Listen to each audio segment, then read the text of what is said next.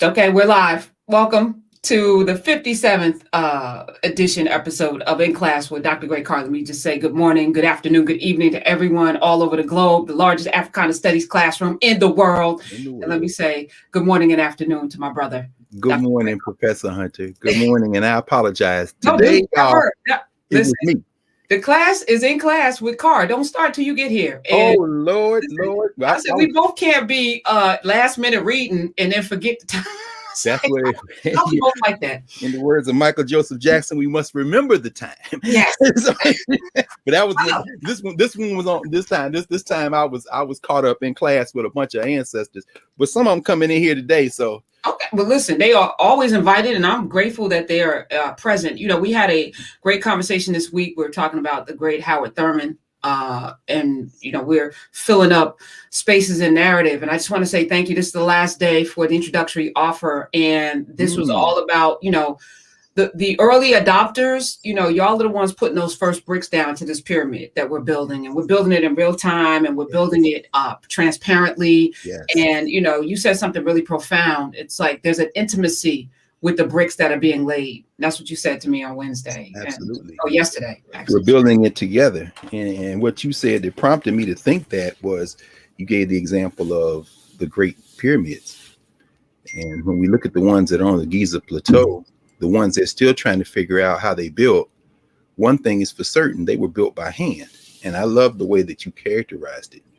You know, each one of the stones, when you all go there and see those millions of stones laid out, then you realize that each one of those stones was hand cut, was hand hauled, was hand placed and replaced. And the reason it endures is because it was a collective activity. Philosophic, well, I'll say philosophic, in terms of ways of knowing, like again, we try to change those names so they're not so far away from us. There's a very basic principle involved. Forget the logistics of the seasons of the Kemetic calendar, the Egyptian calendar, the civic projects like pyramid building and that they did that kept people at work when they weren't farming. Just think about this basic principle. You don't build something like that by constantly hitting someone with a lash. Principally, these were not built by enslaved people. I mean, the type of care and craftspersonship that went into those structures are the deliberate effort and great effort of people who are invested. So when you said, you know, you start talking about a pyramid, so of course, what people are doing, what we're all doing with narrative, we are investing in something that is going to endure, not only endure beyond our lifetimes, it's going to, it's already, I'm listening to you talk about it, just in terms of the activity that's already taking place. People are finding each other, people are building, and these aren't imaginary pyramids. These aren't even literal pyramids. They are thinking and growing and joining pyramids, and we are, in fact, taking our narrative. So thank you. Listen, there's a growing space, literal growing space. Black farmers, Black growers found each other in narrative. And so Urias was like, did you see this? And I went on, I was like, oh, okay, this is what I envision happening is people coming in and finding their way. And as a result, now he built something called Carver's Classroom, which is a nod to George Washington Carver. And that space is up and ready. So if you are interested in, you know, building, growing food, connecting with other people who are growing food and imagining what that looks like, because we have to control our food source. The Suez Canal and other things have taught us anything. We need to get back to the thing that they brought us here to do, but that we were uniquely designed to do. And so we should move away from the thing that is in our DNA, which is to feed ourselves. Yes. Important thing. So I want to shout out all the folk that are in what is now called Carver's Classroom, and your vision for that. Again, this is a collective. We're all bringing our bricks to this thing to build it. And so I just want to say thank you. Thank you, Urias. We should probably footnote a minute about George Carver, not even a full minute.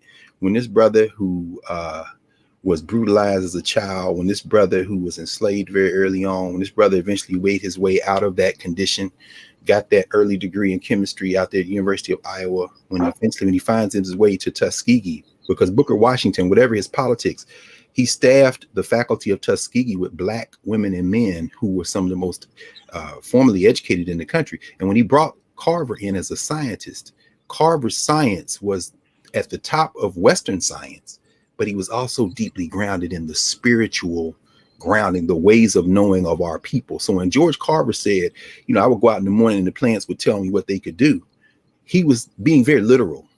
He lived in a small room on the campus of Tuskegee, a dormitory room. They would bring him his breakfast, his dinner, and his supper. You know, that's what they call lunch at that time, dinner. That's supposed to be the biggest meal of the day. And he would work in his laboratory. And if you've ever been to Tuskegee and see the Carver laboratory, which has been preserved, you can really see the remarkable things he did. He said, I'm doing this with nature for our people.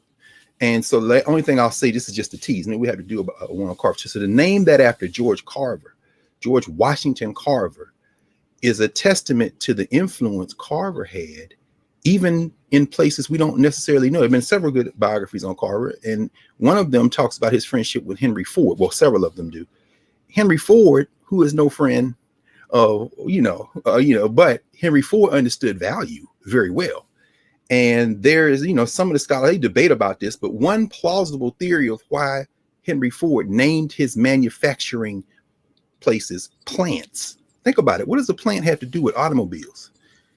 Because he understood in conversation with Carver the function of nature as it relates to metals and to glasses, to rubber.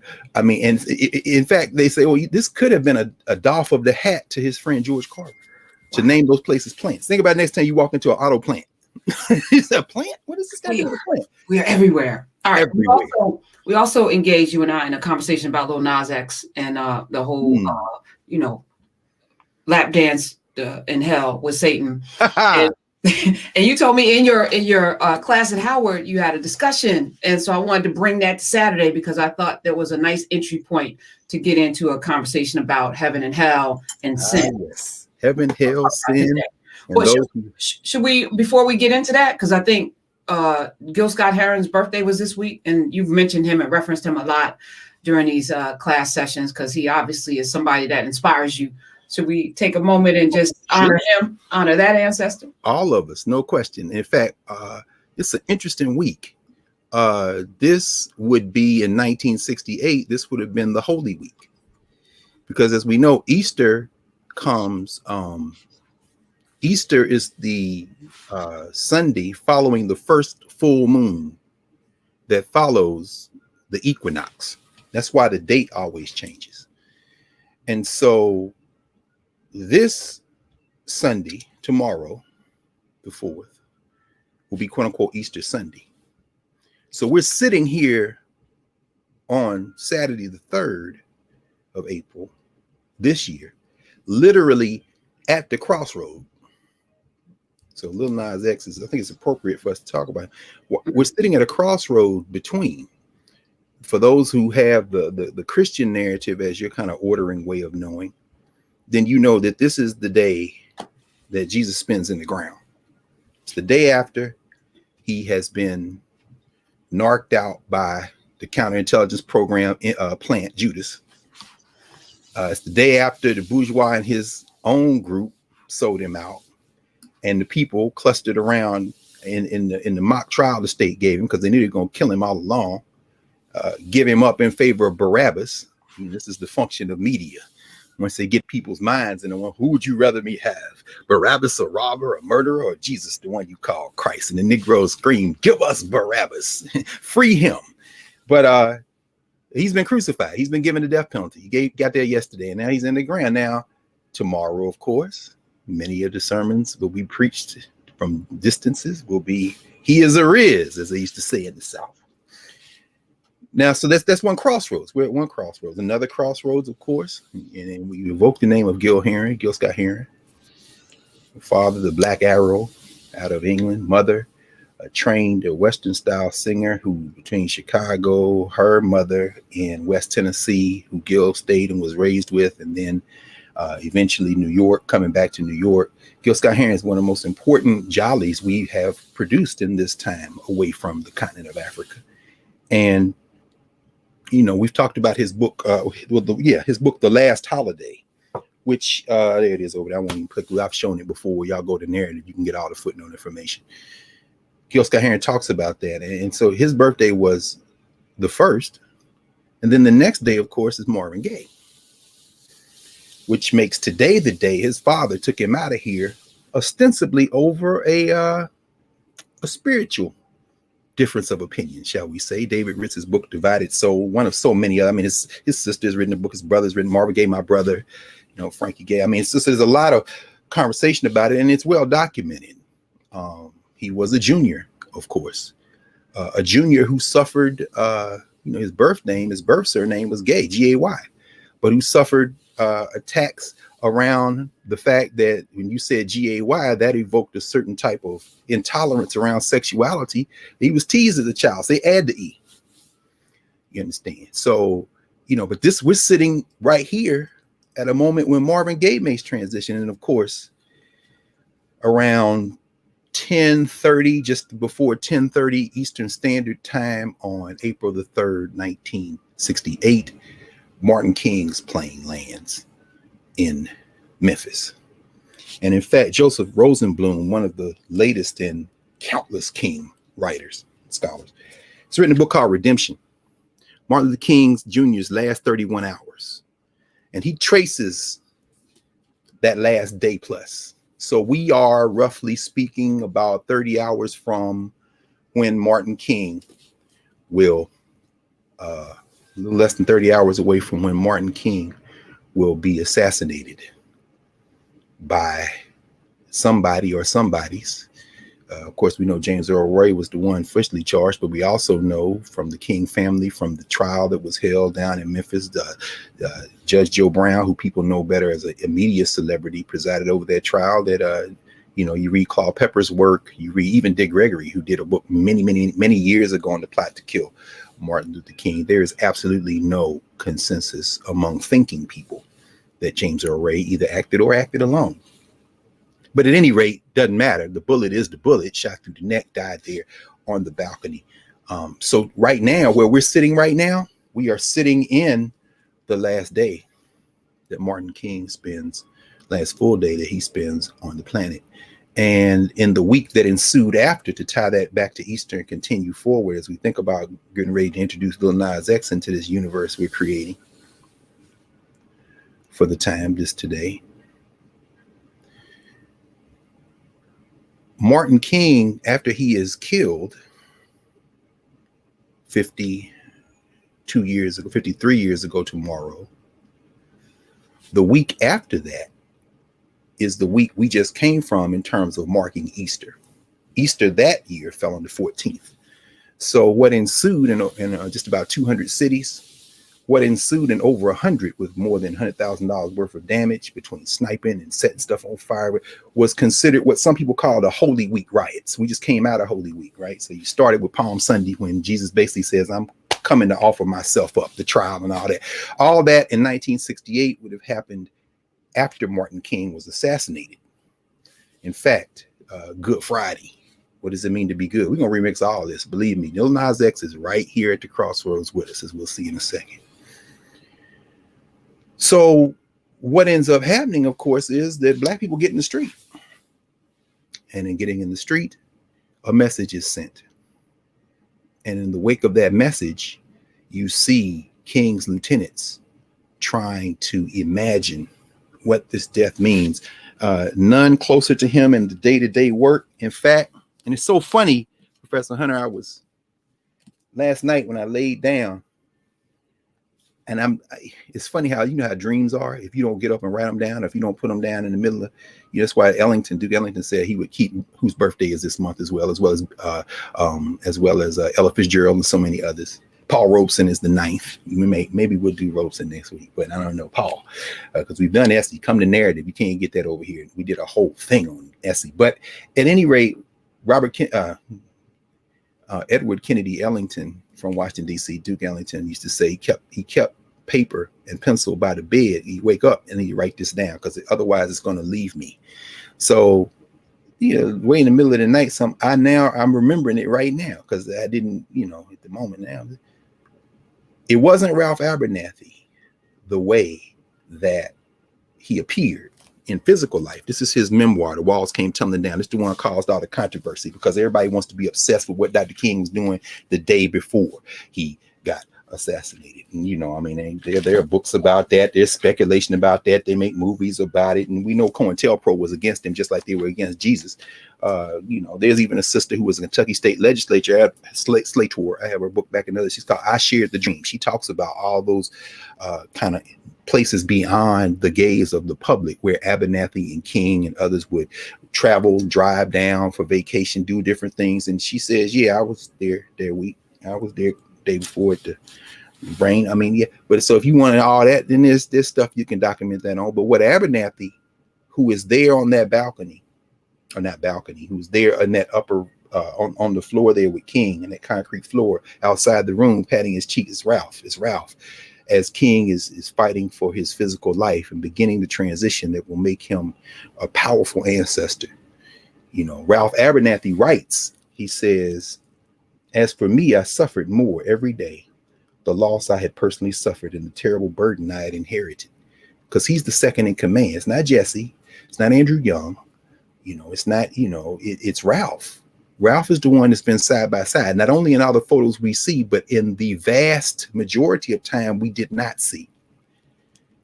Abernathy says at the same time, I was beginning to feel a certain enthusiasm for the project we were planning because King had already started. This is why he was back in Memphis. We're part of this poor people's campaign. We're going to generate this. You hear Zeronia Clayton talking about we threw a birthday party for him in part because he wouldn't slow down just that January before. It's kind of a joke thing. It's also kind of lighten the mood while they're planning the poor people's campaign. Shout out to Reverend Dr. William Barber and Liz Steele Harris and all the folks engaged in the poor people's campaign. But, so there's this burden that they're all sharing because King is saying now with a detour to Memphis that Andrew Young writes about in his memoir, among other places. We told him now, Dr. King, we ain't got time. He said, of course we have time. These brothers and sisters are out here. I am a man. You see them wearing them damn posters around their necks. They know they're men, but what they're saying to you is you gonna stop not letting us unionize and put together. Shout out to all those in Bessemer, Alabama, who voted for the union. I know, and we all know unions have terrible problems, but one thing Amazon hates is organized labor, and they hated it. If they were been an Amazon in 1968, they'd have hated it then. So at any rate, King and them are working against, and then finally say, you know what? We're going to Washington and we're going to stay in Washington. March on Washington was cool. It kind of pressed people a little bit. But then the response to one of the responses to the March on Washington is when they murdered those children in Birmingham that September.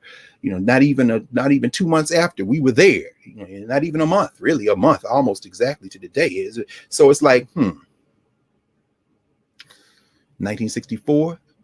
The argument is that it is the sacrifice because they came to DC in that March for Jobs and Freedom in part to push legislation to lobby Congress and push them and demonstrate a show of force that would push through became the Civil Rights Act of 1964.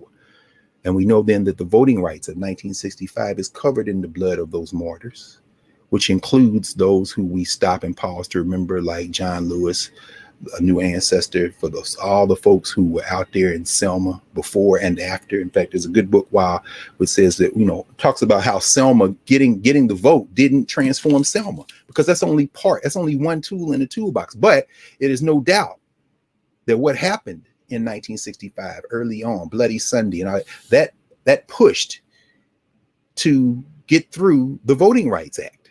Now, was there a filibuster in 1965 and 64? Yes. Was there a filibuster in 1957 when they passed the first Federal Civil Rights Act since Reconstruction under the Truman administration? Absolutely. Were they recalcitrant white nationalists then as now? Shout out Matt Getz, you won't be one of them long. But were there recalcitrant white nationalists back in the 50s and 60s who said we're going to filibuster this? Absolutely.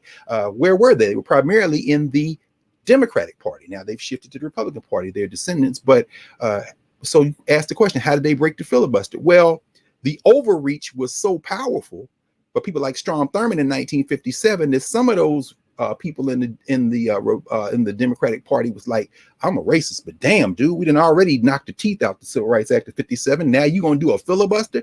You know what? I'm just gonna go on and vote for it because we already gutted it. But with the blood of these martyrs in 63, 64 Civil Rights Act, with the blood of the martyrs in 65 Voting Rights Act, and now Ralph Abernathy the blood of Martin Luther King. Now it's an ancillary thing. People connect that to the Fair Housing Act of 1968. No doubt that had something to do with it. When you read the Lyndon Johnson papers and you hear the transcripts of the conversations, or you hear the literal translations Johnson is having. But the blood of Martin Luther King, Ralph Abernathy says, it occurred to me because they were coming back. No March on Washington in 63 style. We coming back to DC to stay until we get what now we talking about economics. Now we talking about equity, not equity in terms of, we got 3 more people on the corporate board. We got 5 more. Shout out to all those 70 plus people of African descent who were in corporate America, who now write a letter after the legislation passed talking about y'all need to get up off this voting rights stuff with this suppression going on around the country in the wake of what happened in Georgia. And shout out to Major League Baseball, Rob Manfred, who made me send me back to Henry Aaron. Y'all took the All-Star game out of Atlanta, but we also know why you took the All-Star game out of Atlanta. Our friend Howard Bryant reports today and late last night that he talked to some people in Major League Baseball, and it was the corporations that pressed because the players didn't vote. So it's important to understand, so now that y'all have moved the Atlanta Braves from Atlanta into Cobb County, where your fan base is, stick that lukewarm statement you made yesterday, Braves, right next to where y'all put the instructions for the tomahawk chop. We know who you are. But corporate America leaned on Major League Baseball, and Rod Manfred got to be a hero. And they say in part, oh, what would Henry Aaron think? Well, Henry Aaron would probably, they said, well, I don't know what he would think. I think he would probably agree because he was a civil rights figure. He was a human rights figure. So I went back to what Aaron said when he was in Milwaukee. One of the reasons they moved from Milwaukee to Atlanta is because Atlanta, the Braves promised they wouldn't segregate the seats. Milwaukee is up south. It's just like Chicago. A lot of Negroes from Mississippi up there at the time. But it's interesting because Henry Aaron had just run Rookie of the Year in Milwaukee when he went to a banquet, and he said, I noticed that when owners, that word again, sign players, when they sign them to big contracts, they then make an announcement and they talk about what a great player they are and how remarkable they are and what a good decision this was. So Aaron says he's there. He's just finished his rookie year, and he's Rookie of the Year in National League. He says the guy got up, the owner, and started talking about he's the best all-around player. We're proud to have him in the Braves organization, blah, blah, blah. Here Aaron said it. He went on and on. I hadn't signed a contract for the next season yet. I had played the first season for $8,000. That was a lot of money to me. But listening to Mr. Perini, I began to think of bigger figures. Charlie Grimm was sitting next to me, and I turned to Charlie and said, does he mean all that before I sign or after I sign? Okay. What would Henry Aaron think? Henry Aaron understood value, as did Rob Manfred, the commissioner of Major League Baseball, who didn't poll the players, who didn't have a dark night of the soul and make a moral decision, but who took the calls of them corporations who now begin to understand that the worst thing can happen to capitalism in this country is when people start realizing, you know what, F the money. I ain't messing around with none of y'all, Delta, Coca-Cola, Home Depot. Get the All-Star game out of here. Because guess what? In order for us to continue to pretend like we value these people, we at some point got to draw a line. So that having been said, what you see in 1968 is Ralph Abernathy and them is like, we're planning this. Martin King, Jesse Jackson, Zeronia Clayton, you name it, all the people around. We're planning this come to DC because it ain't just about, little black girls and little black boys holding hands and, free at last. Yeah, y'all like that part. But what y'all don't like is, Dr. King said we got to redistribute the pain. If y'all ain't gonna make this equitable, if we're not gonna have, and by the way, all the nuclear weapons, we got to do that out because a year ago today, he's in New York. His friend Vincent Harding, who's written about this, whether in his book Martin Luther King, The Inconvenient Hero, or any of his other writings, you'll see, because Dr. King, with the help of Vincent Harding, helping him drafting, created a speech he gave at Riverside Church called "Why Be Silent? Time to Break Silence." Why I oppose the war in Vietnam. By the way, Riverside Church, that same Riverside Church I sat with and was honored to sit with so many who sat at the memorial service for the great Gil Scott Heron. I haven't forgot. All this going to tie together. But in fact, that was my first time at Riverside Church. So I asked, listen, I got to go in the big sanctuary. Well, I want to see where Dr. King, why I opposed the war in Vietnam. So King is unpopular at this moment. You look at the HBO documentary King in the Wilderness, or read Rosenblum's book is good because he kind of it's come so recently that he's got all that other stuff in it. You know, some books you read so you don't have to read the other books first. Now, if you want to keep studying, fine. But Abernathy is understanding King is gone. And I'm sure he's saying to him, I'm sure he came to him in many dreams during that period and say, man, you know, I know y'all ain't gonna stop. You didn't stop when we was on our knees down there in the South and you was praying and you said, Lord, some of the murderers who may be in this circle right now. And that white boy over our shoulder said, one of them was right behind you. You didn't open your eyes then. So let's keep going. So Abernathy says American society would indeed be, it occurred to me that if we could achieve the goals we set out to achieve, American society would indeed be miraculously transformed by Martin's death into the good and just society it would have been from the beginning. And I found this an exciting prospect. That's what led to what became Resurrection City. And you should read about Resurrection City. We talked about it a little this summer, but we'll revisit it again at some point. So this week that we're in right now, that we're beginning tomorrow by the calendar, it's the Holy Week. This is when Negroes is tearing stuff up. This is where Nina Simone, in the middle of a live concert, thank God they recorded it, records what is known as the Martin Luther King Suite.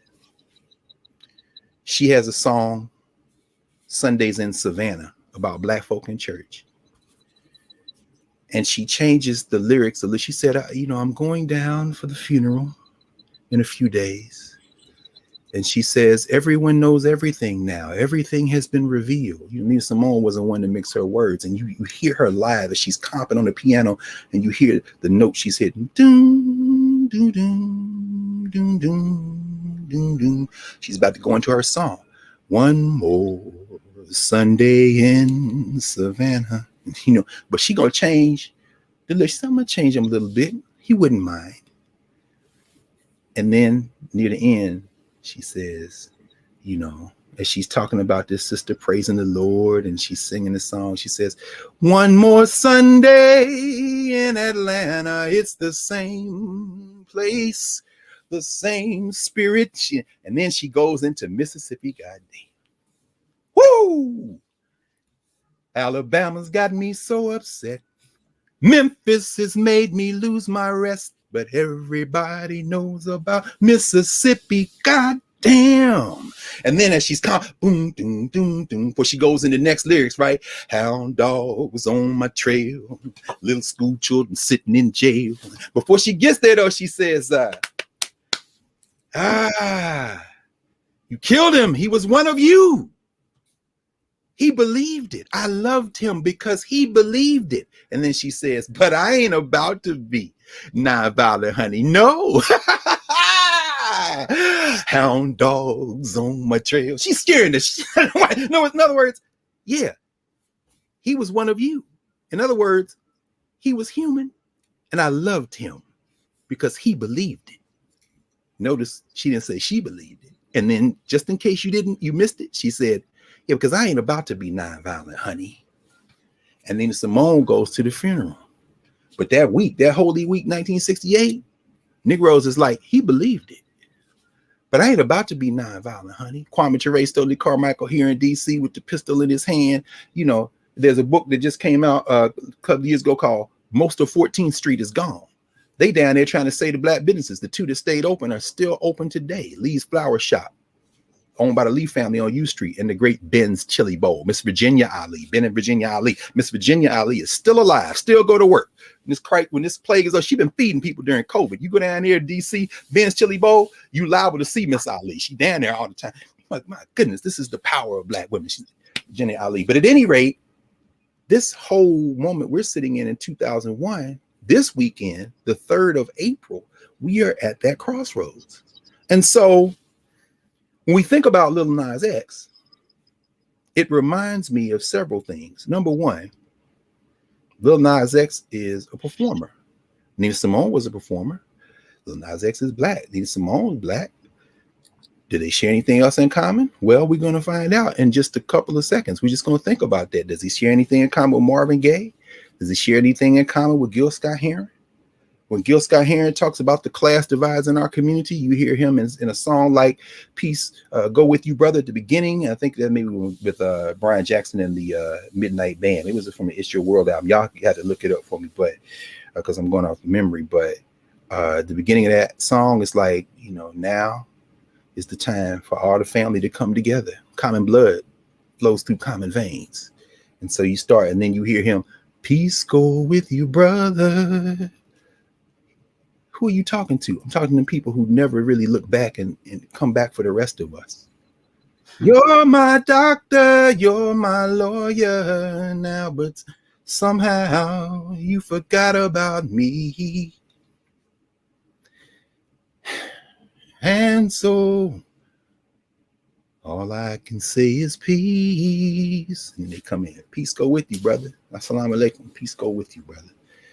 Peace go with you, brother. Assalamu alaikum. Peace go with you. But that's the title of the song. You see Assalamu alaikum in there. I want you to think about that right now as the hillbilly horde and all the white nationalists in and outside of Congress, who suborned them, who worked with them, who coordinated with them, still ain't been put up for what they did in January. But one dude who you can nominally tie to the Nation of Islam, and now you're gonna walk across that bridge and make the Nation of Islam the book. Yeah, no, the white nationalists are the reason there is a Nation of Islam. Go back and look at The Hate the Hate produced Mike Wallace, but Lewis Lomax, really his new biography on Lewis Lomax that actually came out. But the point is that Gil Scott Heron, Lil Nas X, Nina Simone, they all inform a form of cultural meaning maker, Marvin Gaye.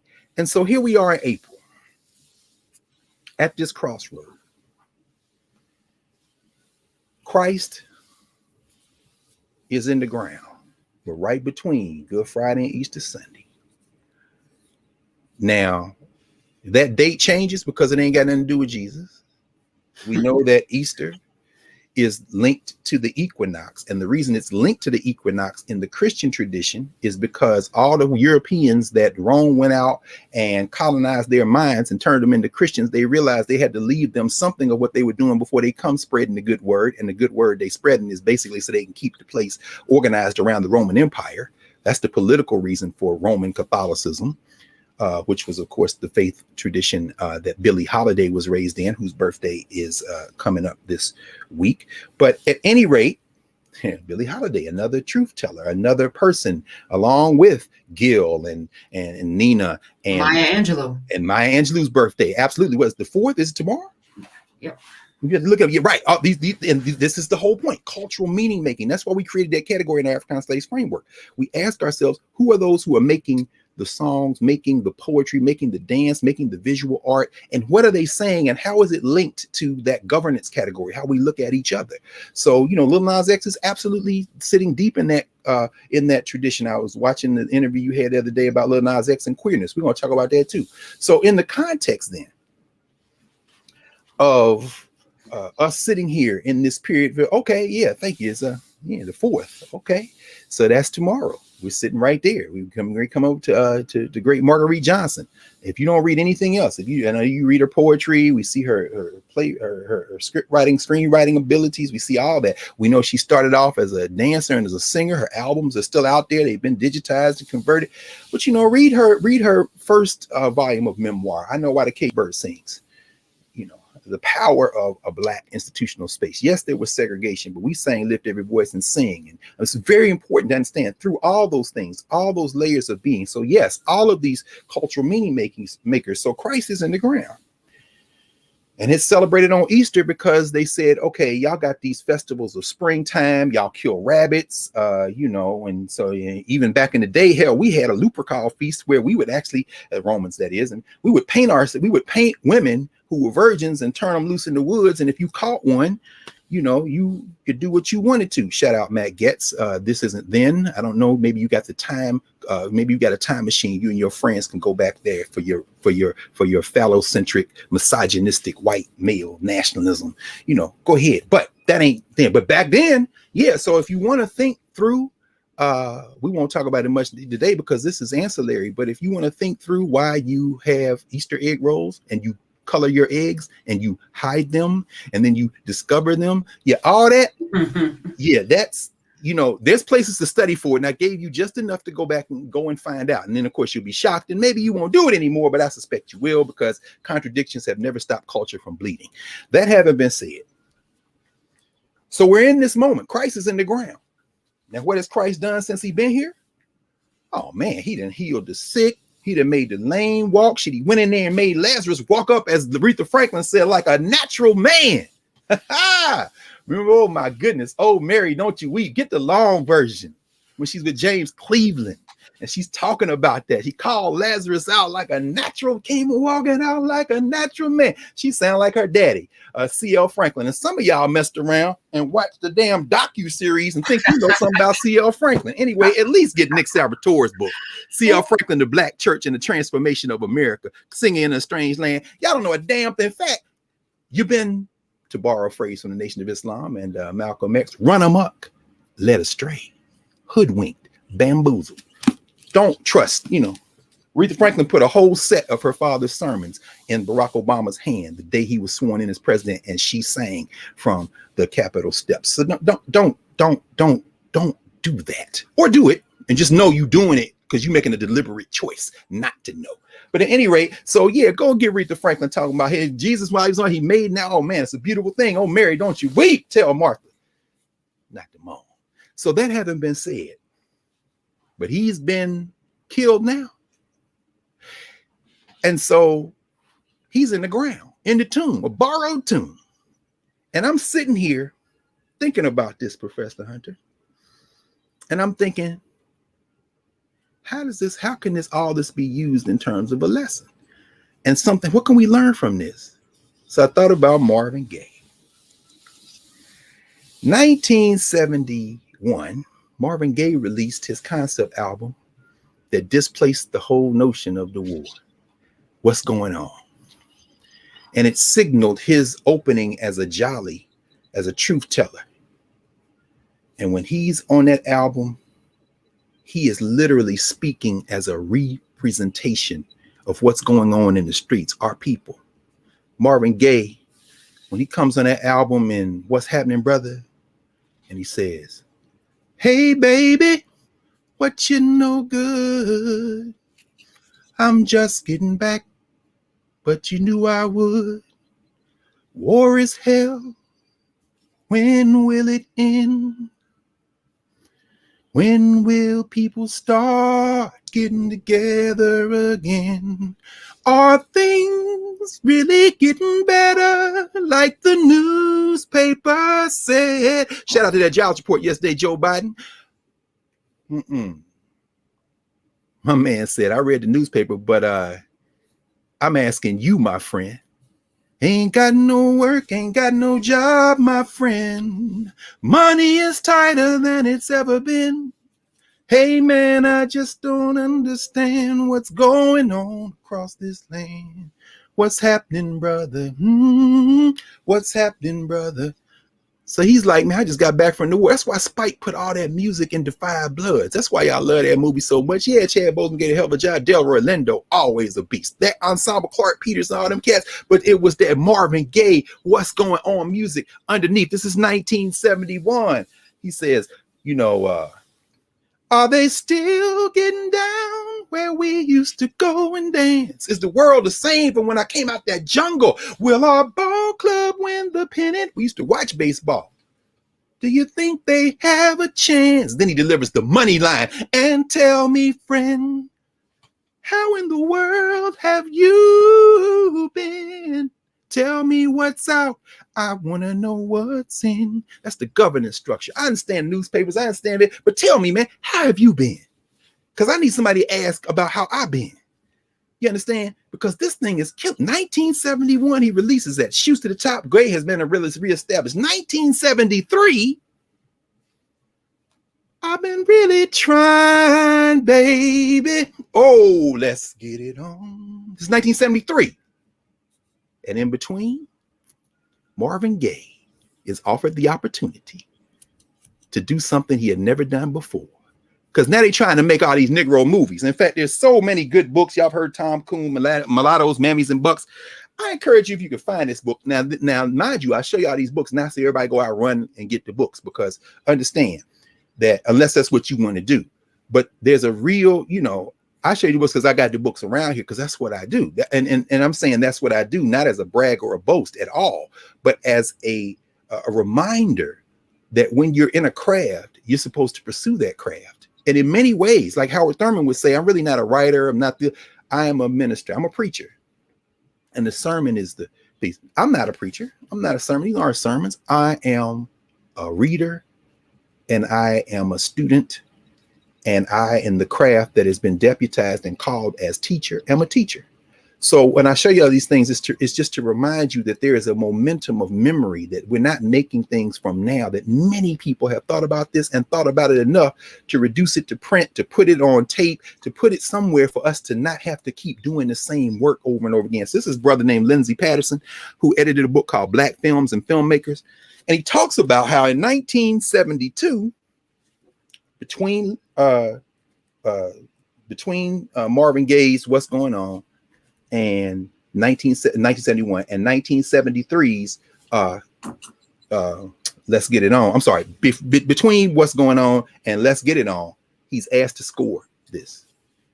King has not been gone in 1971, 3 years. So the spirit, and again, the Vietnam that he has made this whole concept album around is the one King was trying to say, this is what's going to happen. If this thing called the United States disappears, and I'm saying it could disappear, because God will rise up and bring something to break the backbone of your power, America. That's why he's unpopular. He's saying, if it dies, part of the autopsy will read Vietnam. So, truth tellers, artists are doing this, right? And so Gay is in that position. And now they've realized, these people in the market, we can make money off these Negroes.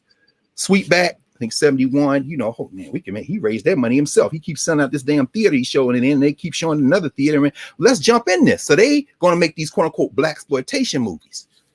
Okay. They start making these black, and they meaning studios. And eventually some of them become the ones y'all love more than anything. Car Wash, Cornbread, Earl and Me, Audience Sounder, 1972, The Great Cicely Tyson, as we talked about, but see, just like Black Studies and the White Academy and other things, you want to make, well, Black Studies was a concession. In the case of the market, though, it's happened so fast, like Black Studies. It happens so quickly that you don't have time to cultivate a group of robots to make it in a way that ain't gonna mess you up. So you got to go and get these Black people who have been doing work in cultural meaning making to come do it. Isaac Hayes scores Shaft, the great Curtis Mayfield. Oh my God, perhaps the greatest of the examples for Superfly, where Mayfield writes a soundtrack that almost engages in a criticism of every scene in the movie. My God. Oh, listen to the long form of Freddie's Dead. Why can't we brothers protect one another? No one's serious, and it makes me furious. Man, Freddie's Dead. You could say you could put Push Him, you could take all them out. Just that opening, Freddie's Dead. My God. He said, man, Curtis Mayfield is looking at this man, this junkie. We can deal with rockets and dreams, but reality, what does it mean? Don't be misled, because Freddie's dead. In other words, this junkie stuff is going to take us all out.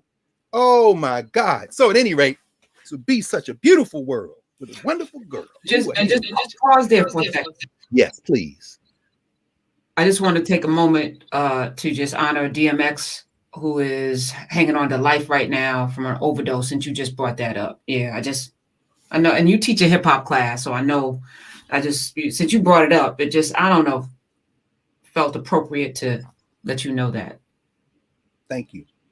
I did not know that. Yeah. Our brother wrote with a collaborator, and you probably know the name, Karen. I don't recall. I'm probably in storage, actually. His memoir is Dark and Hell is Hot. Mm.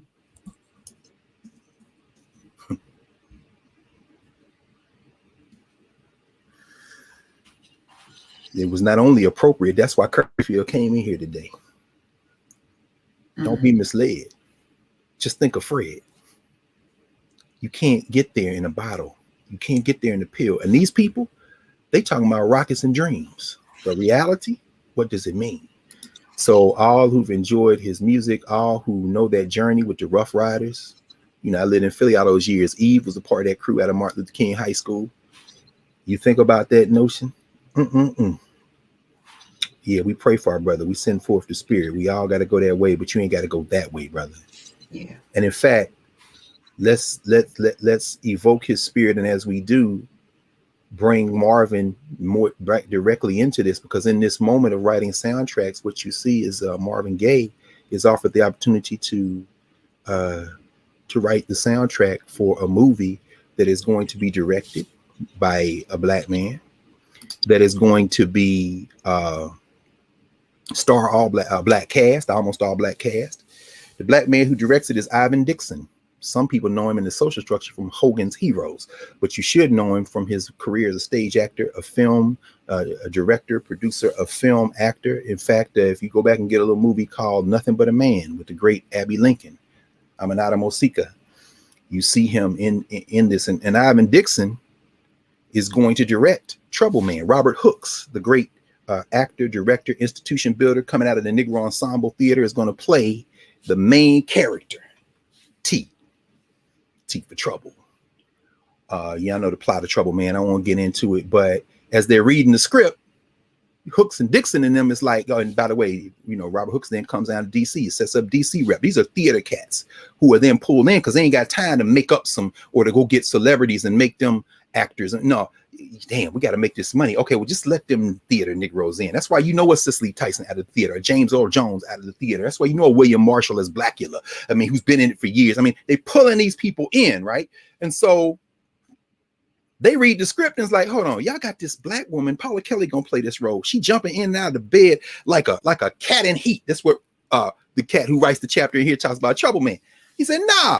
So what does Dixon do? Dixon goes to the NAACP and says, look, lean on these people. I ain't shooting no shit like that. Yeah, I know it's black exploitation, but we gonna have some images that are gonna at least try to help black people, inspire black people. So what does Marvin Gaye do? When you look at the beginning of Trouble Man, y'all hear them drums? There are several versions on the Trouble Man album of 1972. All right, let's just pause there for 30 seconds. What's going on? 1971. Trouble Man, 1972. Let's get it on, 1973. Forget everything that happened before and everything that happened since. Sit in that for a minute. Marvin Gaye, man. So you hear the drums, but the best version is the album version. You see the brother T coming down the steps, gets in his car, drives off. He can ready to go handle some business. And then you hear Marvin an octave lower, because you know Marvin Gaye gonna sing all the parts on his albums. He got this track machine. So you hear him, you know, I come up hard, but now I'm cool. But on the album, I come up hard, but now I'm cool. I didn't make it, sugar, playing by the rules. I come up hard, but now I'm fine. Checking trouble, baby, moving down the line. I come up hard, but that's okay, cause Trouble Man don't get in my way. Y'all know Trouble Man. I played that song every morning on the train before my 8 o'clock class at Temple when I was teaching there, finishing my dissertation. Trouble Man. Why? Because there wasn't even that. The idea is, and here's where we're going to get a little Jesus in. Now we come Lil Nas X at this crossroad, right? Because in my mind, imagine a film about Jesus that opens with Trouble Man playing. Now, it may seem a little hard to imagine, but here's a book you probably won't be able to find, but I'm going to show it to y'all because he talks about Lester Kaiser and Andre Rusnowski wrote a book years ago called The Cinema of Sidney Poitier. Oh, there goes Sidney. Look at Sidney. Hale and Hardy's still around. And it talks about the fact that, did y'all know that Sidney Poitier made a movie about Jesus Christ? Except he didn't set it in Bethlehem. He set it in the American South in the 1960s. Did you know that he made a movie about. In fact, let me just show you table of contents so I can stand. Y'all can understand where we going. So you get him first as the good Negro type introduction, the road to stardom from 1950. Now he's a stage actor too, but you see, y'all remember No Way Out, Blackboard Jungle, then recognition and success. Now you remember the Defiant Ones with Tony Curtis, and you got, you know, all the movies that are going to put him as a movie star, and then he gets Bankable, the top 3 vehicles, To Serve with Love, In the Heat of the Night, Guess Who's Coming to Dinner.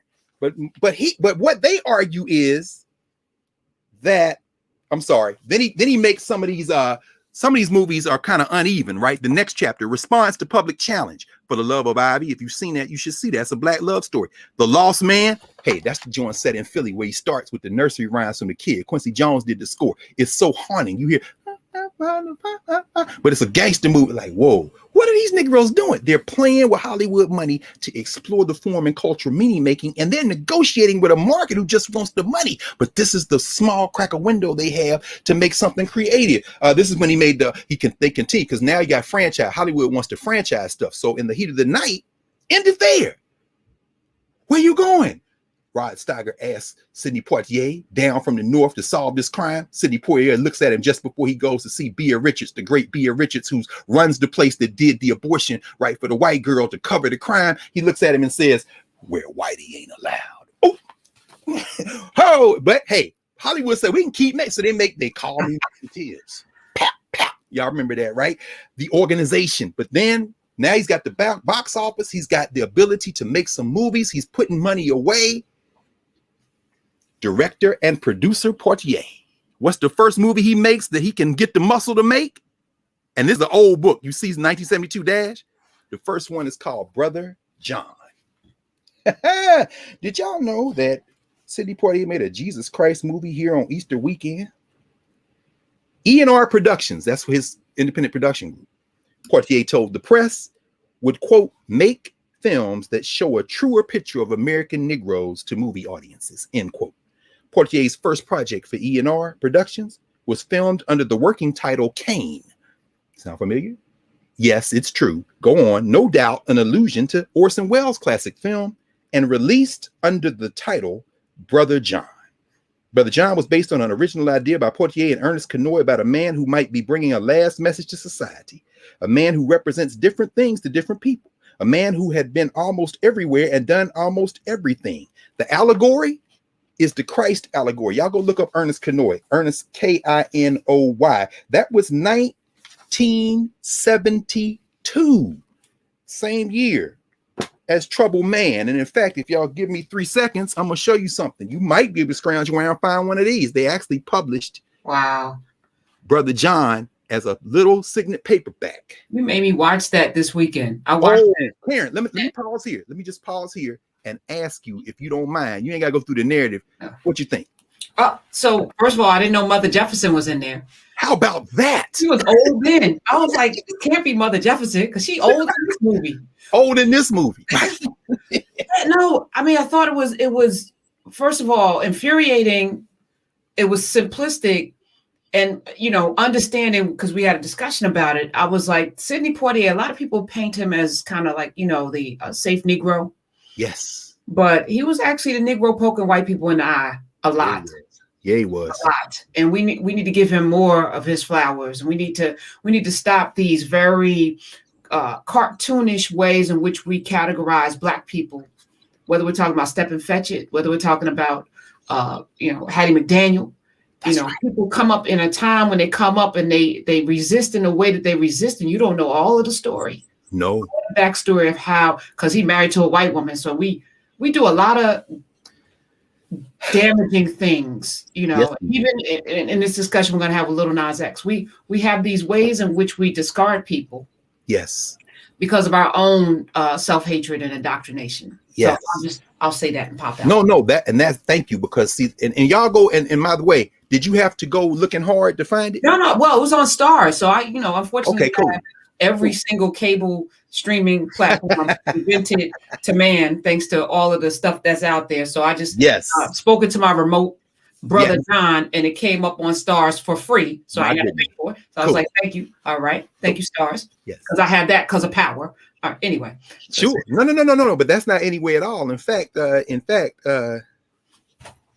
In fact, let's bring our brother Curtis Jackson in. We'll bring him in a minute because he and Lil Nas X, in my mind, have something very much in common. Ooh, so, yeah, we'll pause right there, and I think you know where I'm going with that. But they stand at the crossroads. For those of you who also know where I'm going with that, so Christ was standing at the crossroads. In fact, they put him on the cross. In fact, the cross. One of the reasons why it catches on so quickly in parts of Africa where the missionaries go, like Congo, for example. Look at the Congo crosses, Kongo, the original kingdom of Congo, which is now parts of Central and West Central Africa, Angola, Congo, Brazzaville, Congo, Kinshasa, primarily the belly of Africa, then even going east. But those Congo crosses, you see the Africans create these crucifixes with Africans in the middle, and they say that's Jesus. They understand because the cosmogram symbol throughout the world, and certainly Africa is no different. In fact, are pioneers in this. That cross symbol means that if you're at the center of that, you are literally at the center of all the forces in reality: birth, strength, death, ancestry, the creation of the universe, the cycles of the universe. If you can stand, you don't need no damn infinity stones. If you are at the center of that, that means you see it all, and you can stand being at the center of that. By the time we get to Yoruba, Eshu, for example, is at the crossroads. He sees it all. So Eshu is like, you can't stay here with me. You got to make a choice, because this thing is keep going. Now, for them, they said, well, Christ, what was Christ? Well, Christ died and came back. Okay, that's no big deal. We do that. Okay, Christ. They put Christ on the cross. A cross? Oh, so he's at the center of power. Yeah, well, okay. So the whole idea of being at the crossroads, being on the cross, even in the Christian iconography, is important. So this Jesus figure then is a figure of immense power, one who sees past, present, and future, but one, as Howard Thurman might say, in his very important book of the 20-some books that he wrote, and you had to come over the narrative, y'all, for a long discussion of those books, and Howard Thurman, a very important figure. In fact, one of the most important figures. I won't say much more about him other than to say in his book, Jesus and the Disinherited, which really begins in some ways as a sermon he gives at Boston University in 1935 entitled Good News for the Underprivileged. Thurman is basically carrying a thesis that when you see Jesus Christ, you know, he says Jesus is a technique of survival for a disinherited minority. Jesus is a technique. Jesus is a technique of survival for a disinherited minority. In other words, Jesus here, he's not with the government. There's a reason why you have to name a film that you're going to talk about a Judas in the Black Panther Party, Judas and the Black Messiah.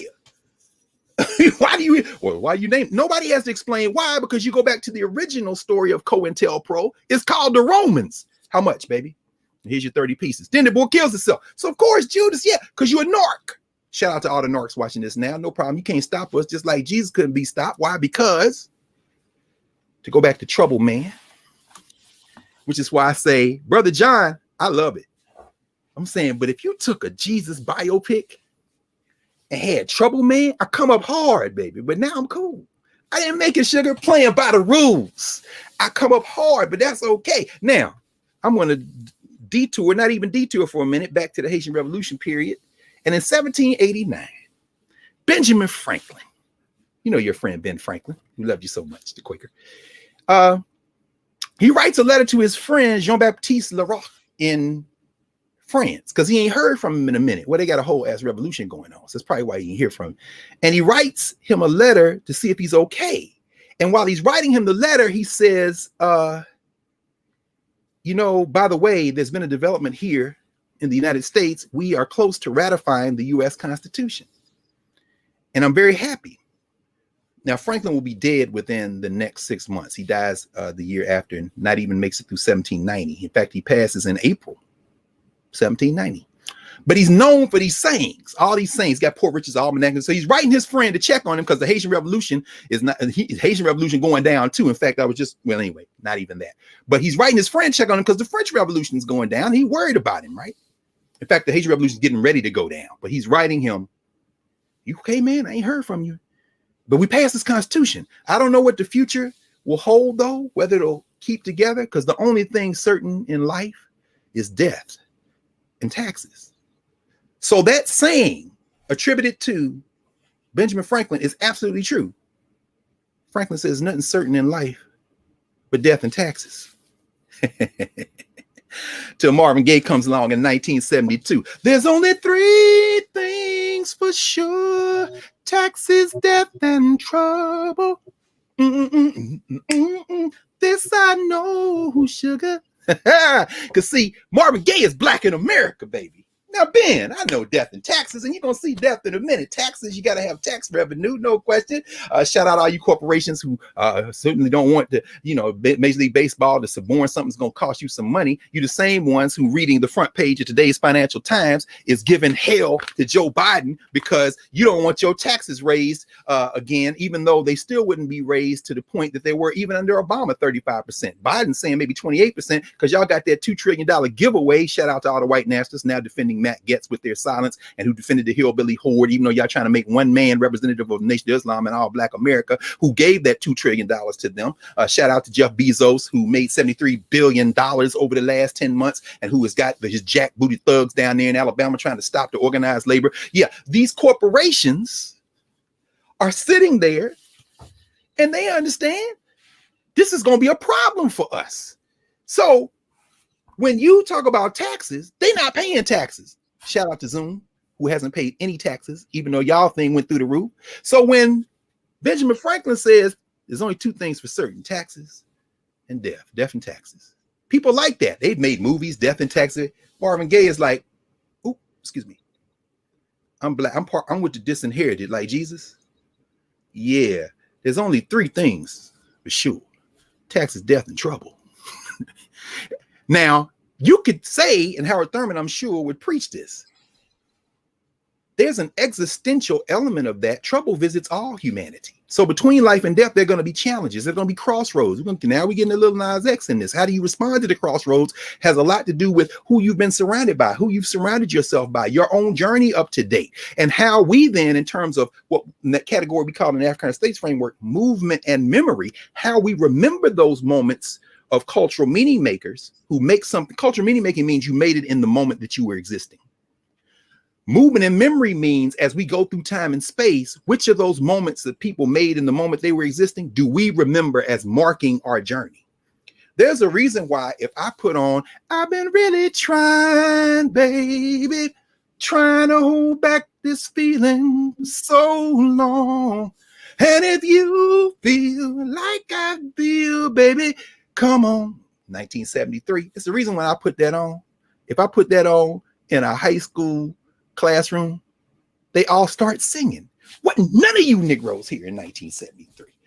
You know what I'm saying? In fact, some of y'all parents wasn't here in 1970. And yet, after he finishes that and he gets to the line, it's like a sing-along. Let's get it on. How are they? Now, that doesn't mean that subsequent generations didn't create anything, because I could do the same thing. I can love you better than she can. Oh, yeah. You put that on, they start singing again. Y'all wasn't even around when Mary J. Blige recorded that. And then they all know the lyrics to If I Told You Once, I Told You Twice. Come on. How do y'all know this? You 13 years old.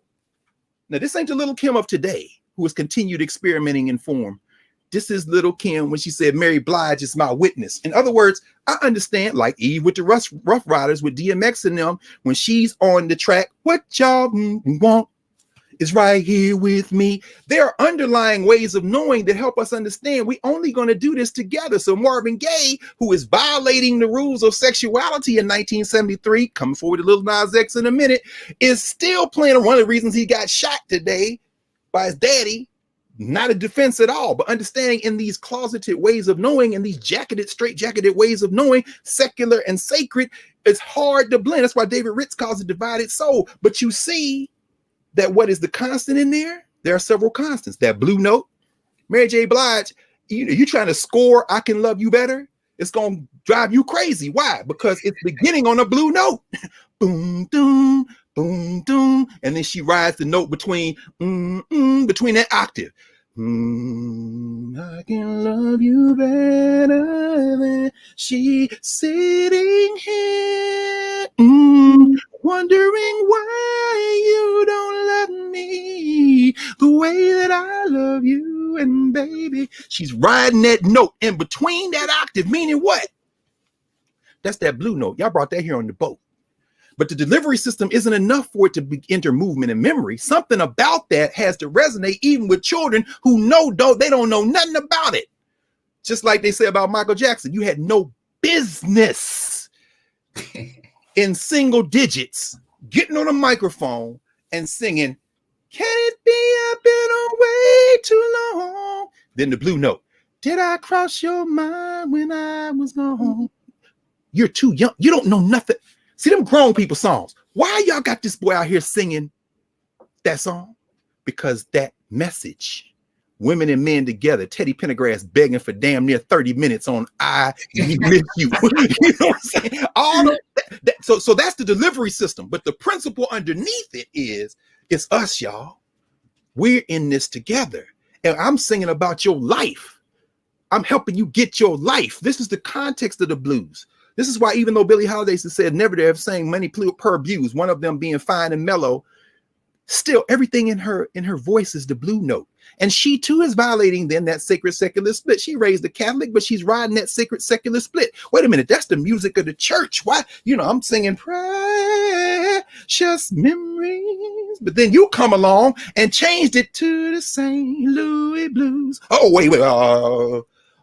Marvin Gaye is like, you know what? All that, I'm just going to set that aside. I sang all them church songs, but I'm going to bring all that, like Sam Cooke, Rosetta Tharpe. I'm going to bring all that into this other thing. These categories don't matter to me. Come into Lil Nas X. All this going to tie together like Crash. I think we're going to work this out. So I'm imagining Jesus on this cross, Jesus with this journey, Jesus showing up in a movie. Ben Franklin said death and taxes. Marvin Gaye said taxes, death, and trouble. That's a move. That is a soundtrack for opening movie on the life of Christ. There's only three things for sure. Taxes. Hell, that's why I was born in Bethlehem. My mom and them trying to pay their damn taxes.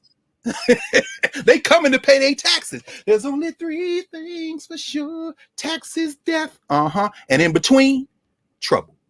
But Christ, did he come up hard? Yeah, he came up hard. Working class, son of a carpenter, we don't really have many details between the time he's born and the time we see him come. There are a few. Those are the books they left out, the book of James and all these. This is what they call the apocryphal. Y'all can get those so-called lost gospels. But then, this is why I played it on the train every day every morning I'm going to school. I don't feel embattled. I feel empowered. Like Branson Marcel said about the blues. I hear the blues, I don't get sad, I get happy. And he's really singing the blues. He says, "I come up hard. I had to fight, took care of my business with all my might. I come up hard." Here's the theological, the way of knowing peace. "I had to win, then start all over and win again." Pause. This is the meaning of life. Howard Thurman used to preach this sermon all the time. There is no yesterday, there's no tomorrow. You never get to tomorrow, which is why the Buddhist monks tell you hope is an illusion. Why? Because you never get to fulfill it. The only moment you have is right now. I come up hard. I had to win. Then start all over and win again. Every day is an opportunity to win. Oh my God, what am I going to do? Just do the best you can. Be in the now, be in the moment. Tomorrow comes, you wake up, don't immediately say, damn, I got to, I had to win. I had to fight. Took care of my business with all my might. This is what Christ's doing, the whole life of Christ that we have in the Bible. I had to win, then start all over and win again. Then Marvin says, "I come up hard, but that's okay, cause trouble, man, don't get in my way." Meaning what? Y'all call me trouble man. Y'all call me T. Y'all call me pusher. Y'all call me thug. Y'all call me whatever.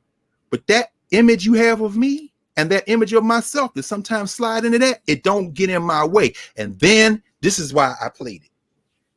When he goes into that riff, when he's playing those triplets, baba da baba da baba da ba. I says, "I know some places and I've seen some faces. I got good connections. They dig my directions. When people say that's okay, they don't bother me." Meaning what? I got people. I know some places. I've seen some faces. I got good connections. They dig my directions. Now I'm thinking on a train. I'm thinking now. Reflecting. I'm thinking now every time I play it. I ain't just talking about living people. I'm talking about every ancestor there is, every yet unborn there is, because we are all in the crosshairs of reality. This is Howard Thurman speaking right now. I can hear him now. What you have right now, Howard Thurman, when you hear Howard Thurman, you hear his grandmother. who came out of enslavement say you are somebody. So if you heard Jesse say it, you heard Howard Thurman say it. I'm not going to say any more about Howard Thurman. I wasn't going to say any more, but all that is momentum from your ancestors. So when Marvin says, I got good connections, they dig my directions. Then he goes, don't care about no trouble, don't care about no weather, got myself together. I feel the kind of protection that's all around me. I come up hard, baby. I feel the kind of protection that's all around me. Y'all not gonna pull black people off their square.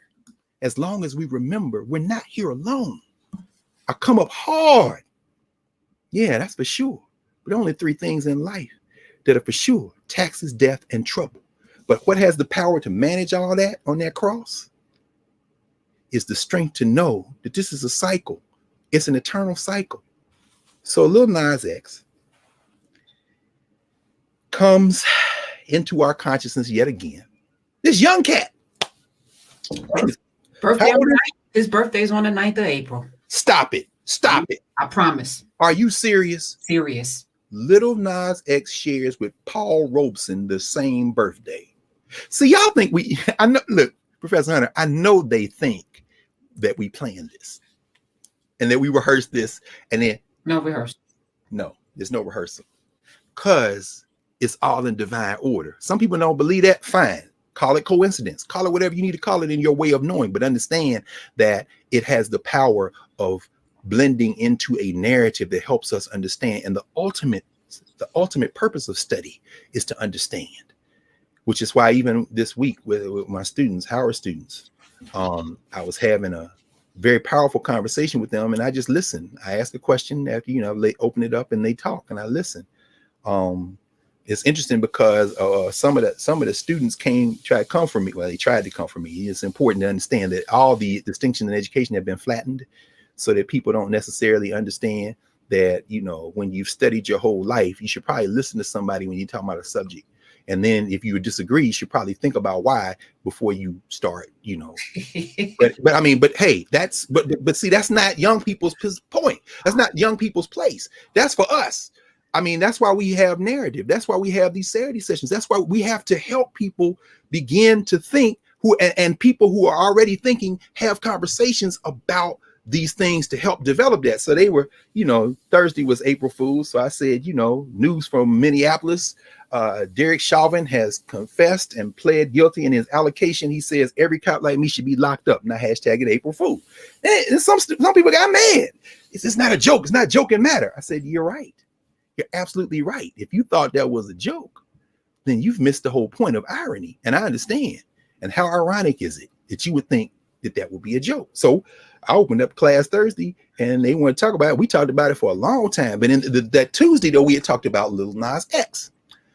And so I said, well, let's put some things out there. In the recent issue of the New Yorker, this is actually from March 15th, 2021. This is the March 15th issue. There was an interesting article in here about the idea of genres. In fact, I won't read from it. I'll just mention it for those of you who may want to go and look for it. It's by Amanda Petrusic, Petrusich. It's called Are Music Genres on the Way Out? And it's a fascinating, she has a very interesting conversation about the nature of genre. Now, interestingly enough, Marvin Gaye's Troubled Man ends up near the top of the charts in R&B and pop because they don't know what genre to put it in. And as Pestrich and many others before her have detailed, genre is really a marketing thing. We know that. In other words, they put in labels so they can sell stuff. It was a time when black music was considered race music. In fact, Bessie Smith comes out, they record her. Y'all saw Ma Rainey's Black Bottom, the struggles there. I'm trying to bring my whole show under these 3 minutes and see crazy Ma Rainey. But Ma Rainey is kind of a jegna for Bessie Smith, who leads out with Columbia. She basically builds Columbia Records off the genre called race records.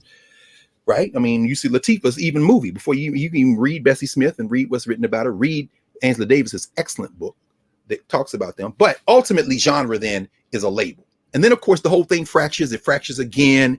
The war comes. After the war, you can't put big bands on the road anymore, so you got to shrink it down. I need the drums. I need the strings instrument, and I need one other instrument to set it off. The saxophone sounds like a human voice, and that trio then becomes rhythm, drums, and blues. The thing that they doing over there. R&B, they shrink it down, right? Cats like Eddie Jordan playing the saxophone, you know. Caldonia, what makes your big head so hard? I love you. Okay, then, you know, Little Richard and them, Frankie and Imperials and them, James Brown. And James Brown's like, damn that. I know rhythm and blues, but I'm about to put everybody on stage. You know what I'm saying? Wait a minute, how long? Okay, I'll make a 3.5 minute version for the money, and then we're gonna have 158,000 million version for the LP, and y'all go, yeah, y'all can release Blues and Pants as a single, but if you want the thing, you got to go to the album. And so by the time Biggie comes along with Dreams of, yeah, hear that, go back and play the whole thing, get James Brown's extended version. But it's all now the market intervening in the culture, intervening in the ability to make cultural meaning making, which is ultimately going to help shift movement and memory. How do we remember what we do? We remember what we do in part because the commentaries in any moment speak to the reality of the person doing it, speak to the market that is pushing it, but also speak to the underlying ways of knowing and values that we continue to have even as they shift from time to time. So there's a reason why we can argue with one another, but everybody starts singing, let's get it on. There's a reason why we can commiserate and Batman, and then you put on, I can love you better. Yeah, there's a reason why we all together, none of us been to church in 1,000,000 years. Some of y'all ain't never been to church in 1,000 years, but when you put on Aretha Franklin and James Cleveland singing Precious Memories, you realize them Negroes is sacred and secular. When Aretha Franklin says, in the darkness of the midnight, sacred secrets will unfold. Is she talking about Jesus? Yeah. She talking about her man? Yeah. Wait, is Jesus her man? Yeah. Which one? How many more times I gotta say yeah if you understand all of that is true at the same time? so all this is coming. So that haven't been said. As Pestrick says, as genre comes up, now you get to the late 80s, early 90s, and SoundScan appears. Now, of course, those of you old enough to remember SoundScan, like we do, you know, you got the barcode, you go into Tower Records or the places that are no longer there. Of course, you buy, you wait Friday night, they release it. Was it JNR, Professor Hunter, down there, City Hall? Is that the? It's not there anymore. But it's not there. No, that's been gone. Wow. See, this is why, you know, you got to love the language of Black people. That's why in 1972, Robert Williams and them at the Association of Black Psychologists named it Ebony Phonics. It isn't English. It's us using our rhythms, our phonograms, using our ability to link, to make statements. So when you say JNR been gone, somebody might say, well, when did it go? No, she said been gone. And then she didn't just say been gone. You got to hear it. You can't just read BENNGONE. You said it been gone. I mean, anyway, it's tonal as well. That's an African language using English vocabulary words. So it ain't been there in a long time. And I remember the pilgrimages we used to make from Philly to go to JNR, and then you wait. So SoundScan, bip, bip, bip, bip, bip. Remember the scene in was it Jungle Fever? No.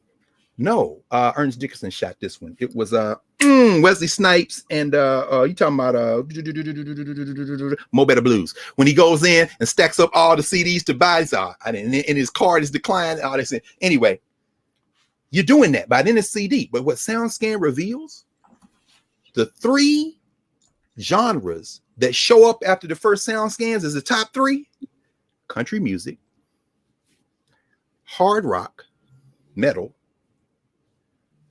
and rap, a subsidiary of hip hop. What does that tell them? They call them micro genres, niche markets. They say, oh my God, niche markets are big. We didn't realize how big. And then you start seeing the trend toward niche markets. This breaks up the idea of these categories into subcategories. We're going to fast forward for 30 seconds into a moment right now when a guy who was a Nicki Minaj stan with many social media accounts, who was confronted by people who say, you must be gay because you're a Nicki Minaj stan. And then he says, no, I'm not gay. And then Nicki Minaj is like, oh, I thought you were a Barb. Barb, of course, meaning a Nicki Minaj stan, a sister who's a Nicki Minaj stan. But the queerness is gonna destabilize all. The person I'm talking about, of course, is the man we know as Lil Nas X, but who then buys some studio time, gets a sample from overseas, goes in for about an hour in an Atlanta area studio, and uploads onto TikTok. I'm gonna take my horn out of Old Town Road. Well, my God, that sounds like Muddy Waters. That sounds like that blue note. He's between the octaves. Wanna hang my horn. I didn't think country music. I thought work songs. I thought cadence, because I know the cultural meaning makings. Why is it country? Because he said horse. Because he did a TikTok with a cowboy hat on and some chaps. And so who goes ballistic first when it becomes the longest #1 in the history since they've been doing the charts? Who goes ballistic? Country music genre. Wait, that ain't country music. They want them to take it off. Come on, man. Are you getting paid? Well, yeah, but it ain't, no. Are you getting paid? Yeah. Well, who is this guy? Who the hell is Lil Nas X? Tribute to Nas, right? Nas coming out of the genealogy of William Rakim Griffin, right? Nas, who has his own form of blues. Listen to New York State of Mind. I never sleep, because sleep is the cousin of death. There's only 3 things for sure: taxes, death, and trouble. So part of the reason I don't sleep is because I haven't yet centered myself on the fact that that's just restoring me to start again. It is almost a despair lament. But when you hear that piano at the beginning of New York State of Mind,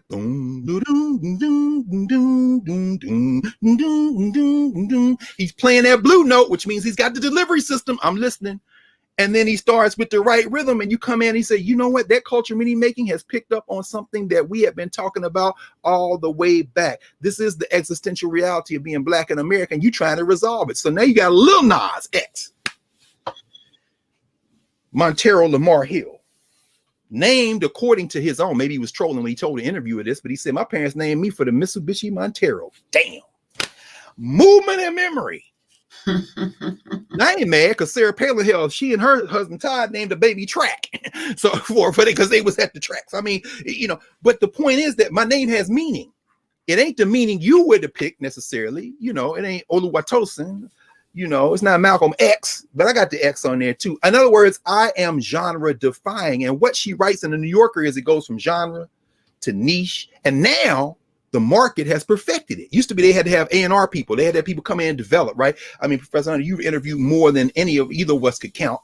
All these people in the industry, coming out, industry rule number 4080, industry people are shady, record company people are shady. Of course, we know Triad Called Quest. Yeah, but guess what? You don't need to do that no more because the technology has mediated, it's intervened. So you have cultural meaning making, everybody making their stuff. You don't have to worry about now going somewhere and trying to get some money and make your record like James Brown them did first time, right? Like so many other people did the first time. You go record your and then start selling out trunk of your car like Eazy-E and them, right? You didn't have to do that. That's cultural meaning making. But now movement and memory has been mediated by an external actor. The technology now wants to curate even how we remember the past. But the important thing is they want to curate it because technology is wedded to the market and institutions don't beat individuals. So now instead of hiring a whole A&R company, I remember, I'll never forget the first time I was walked through this in great detail by somebody who has been inside, outside, and all around it, my friend Nick Cannon. Let me walk you through how this works. And then I said, hey, man, you can't just tell me. Come on. We walked across the street and he told all the students, I said, I'm turning class over to Nick today because I need to walk through this because y'all need to understand this. And of course, they kind of knew, but to hear it from somebody who's been in those rooms. So now, you know what they do? They get the algorithms and they adjust the algorithm and they sit back and they wait for everybody to upload. In other words, the world now is auditioning.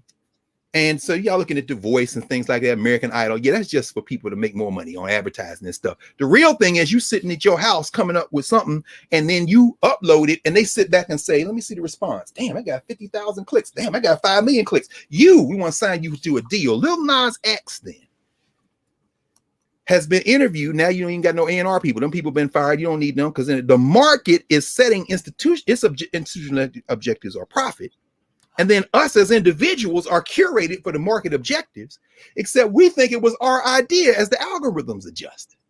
So as the algorithms adjust, we think we're making choices when no, the first choice you made was the first click. After that, the thing is adjusted. And now people are saying, well, if that's what they want, I'm going to make that. That's why she said when the micro thing got targeted, you see the rise at West Coast, everybody telling their own stories. But then there's a certain thing that's selling, and the sales are being driven not by black people, but white people buying rap.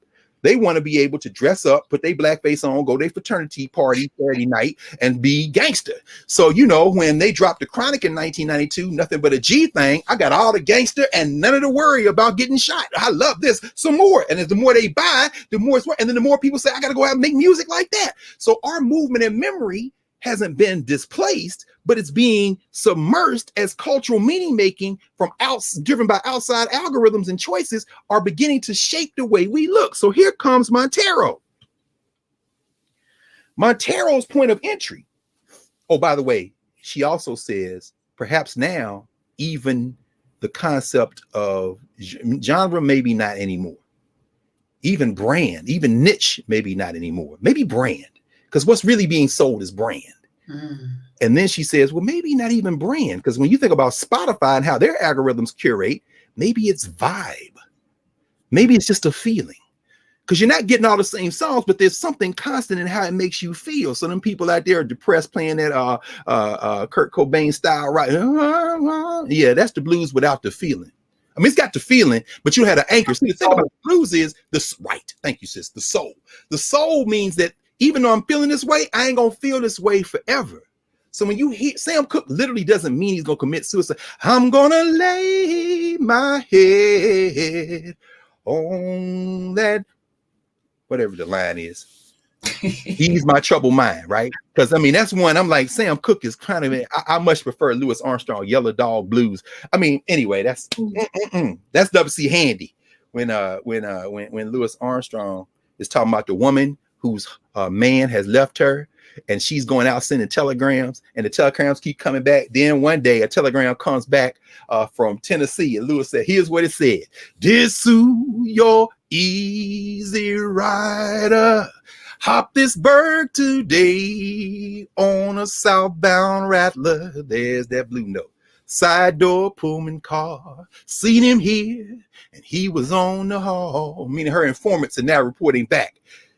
I know easy riders gotta stay away, so he had to vamp it, but the hike ain't far. Here comes the crossroad. He's gone where the Southern crossed the yellow dog. Railroads, they're crossroads. Shit, they said Robert Johnson met the devil at the crossroads, and that's how he learned how to play the blues. Them crossroads is real. So when you see Lil Nas X go from social media to TikTok, then get curated, put his thing out there, wanna take my, so he got the delivery system, and now he's gonna call it country because he got a certain thing, because he's building his brand. Is he a musician? No, he's a brand expert. He's got a vibe going, and now he's ready, gonna release a new album, and like Kanye, he knows how to troll these people. Remember, Kanye had to deal with Nike, then he makes his Yeezus separately, right? So here come this man in this red and black. I hear you, brother. That's Curtis Jackson knocking at the door. Here we gonna put them side by side. Uh-oh. He comes knocking on the door because he wants us all to understand that what we're watching in Lil Nas X, if we watch it from whatever lens we watch it in, it's going to yield what we think we're seeing.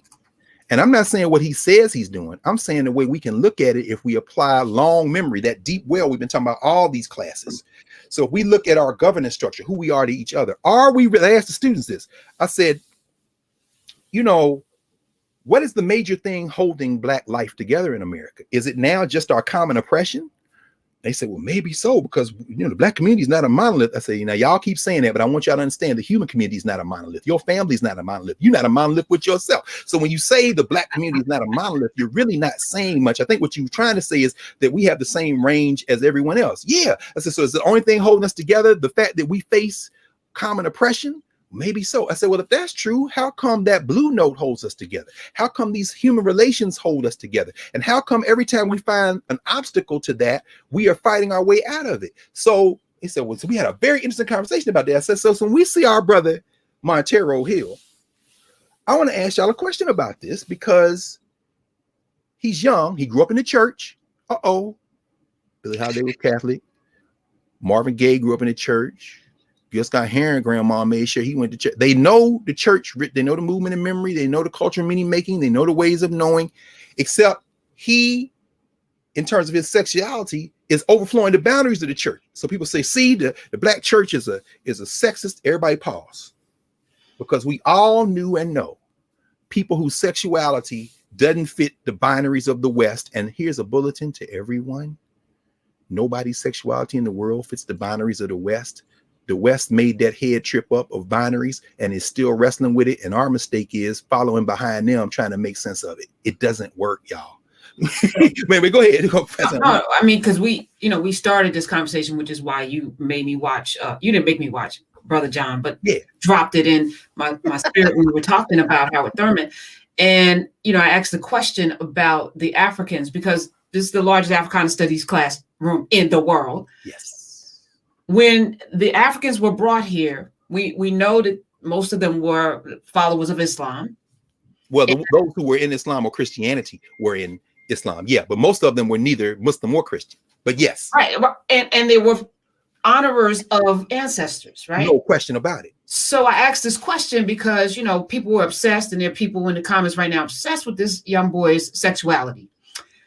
As if that's the story. I think that's the distraction and anyone that caught up in somebody else's sexuality, they're not sleeping with you. So why do you care so much? But I asked you this question about, and you're telling on yourself too, by the way, if you're that obsessed with what somebody else is doing. Oh yeah, that's what we used to say. We were kids. If you keep talking about it, why you keep talking about this? Ain't nobody else talking about it but you. Why you keep anyway? But yes. So I asked you, what would the Africans say about this? And you brought up, the whole issue and the red, the black, the demons. I was like, what is Satan to the Africans? This he's coming down, he's giving Satan a lap dance. What would the Africans? What were they doing? All right, let me. No, keep going. I'm just looking because I got one more thing I want to see if I can find it. If I can't, we won't talk about that book today. I really don't need it, but I like having it here. Yes, here we go. It's too big to hide. And that's where I was going. Okay. No, we were right there. We needed to be where we are exactly where we need to be. Lil Nas X asked the same question in the video accompanying, but before we get there, we need to get to the shoes, right? He sells these devil shoes. What is it? And this is Nike's a hypocrite because they allowed the same company, Mischief, to sell Jesus shoes with a little drop of holy water in it. Right. So now you ceasing and desisting this, like, make up your mind. Like you mad about this, but you weren't mad about the Jesus shoes. Well, let me ask you a question. Professor Hunter. It's one thing to have some tap water that you had a jackleg minister run a hand over at one of the factories and then say the rest of it's blessed by extension. Do you think their lawyers got involved when it was an ostensibly human blood? Was it human blood? No, of course it wasn't. But the idea that they could say it was. The hypocrisy of that is, and again, this whole notion of good and evil, as if God didn't make everything. Well, see that now you're talking about a way of knowing that overflows the boundaries of capitalism and the legal structure we're in. No, that's very important. That's very important. In fact, just because you did the right thing doesn't mean that you did the legal thing. I was just reading a case last week. You see, let those damn officers go that beat up the brother down there in St. Louis and the sister. Anyway, but that's a whole nother thing. But you're raising a much broader and deeper conceptual point.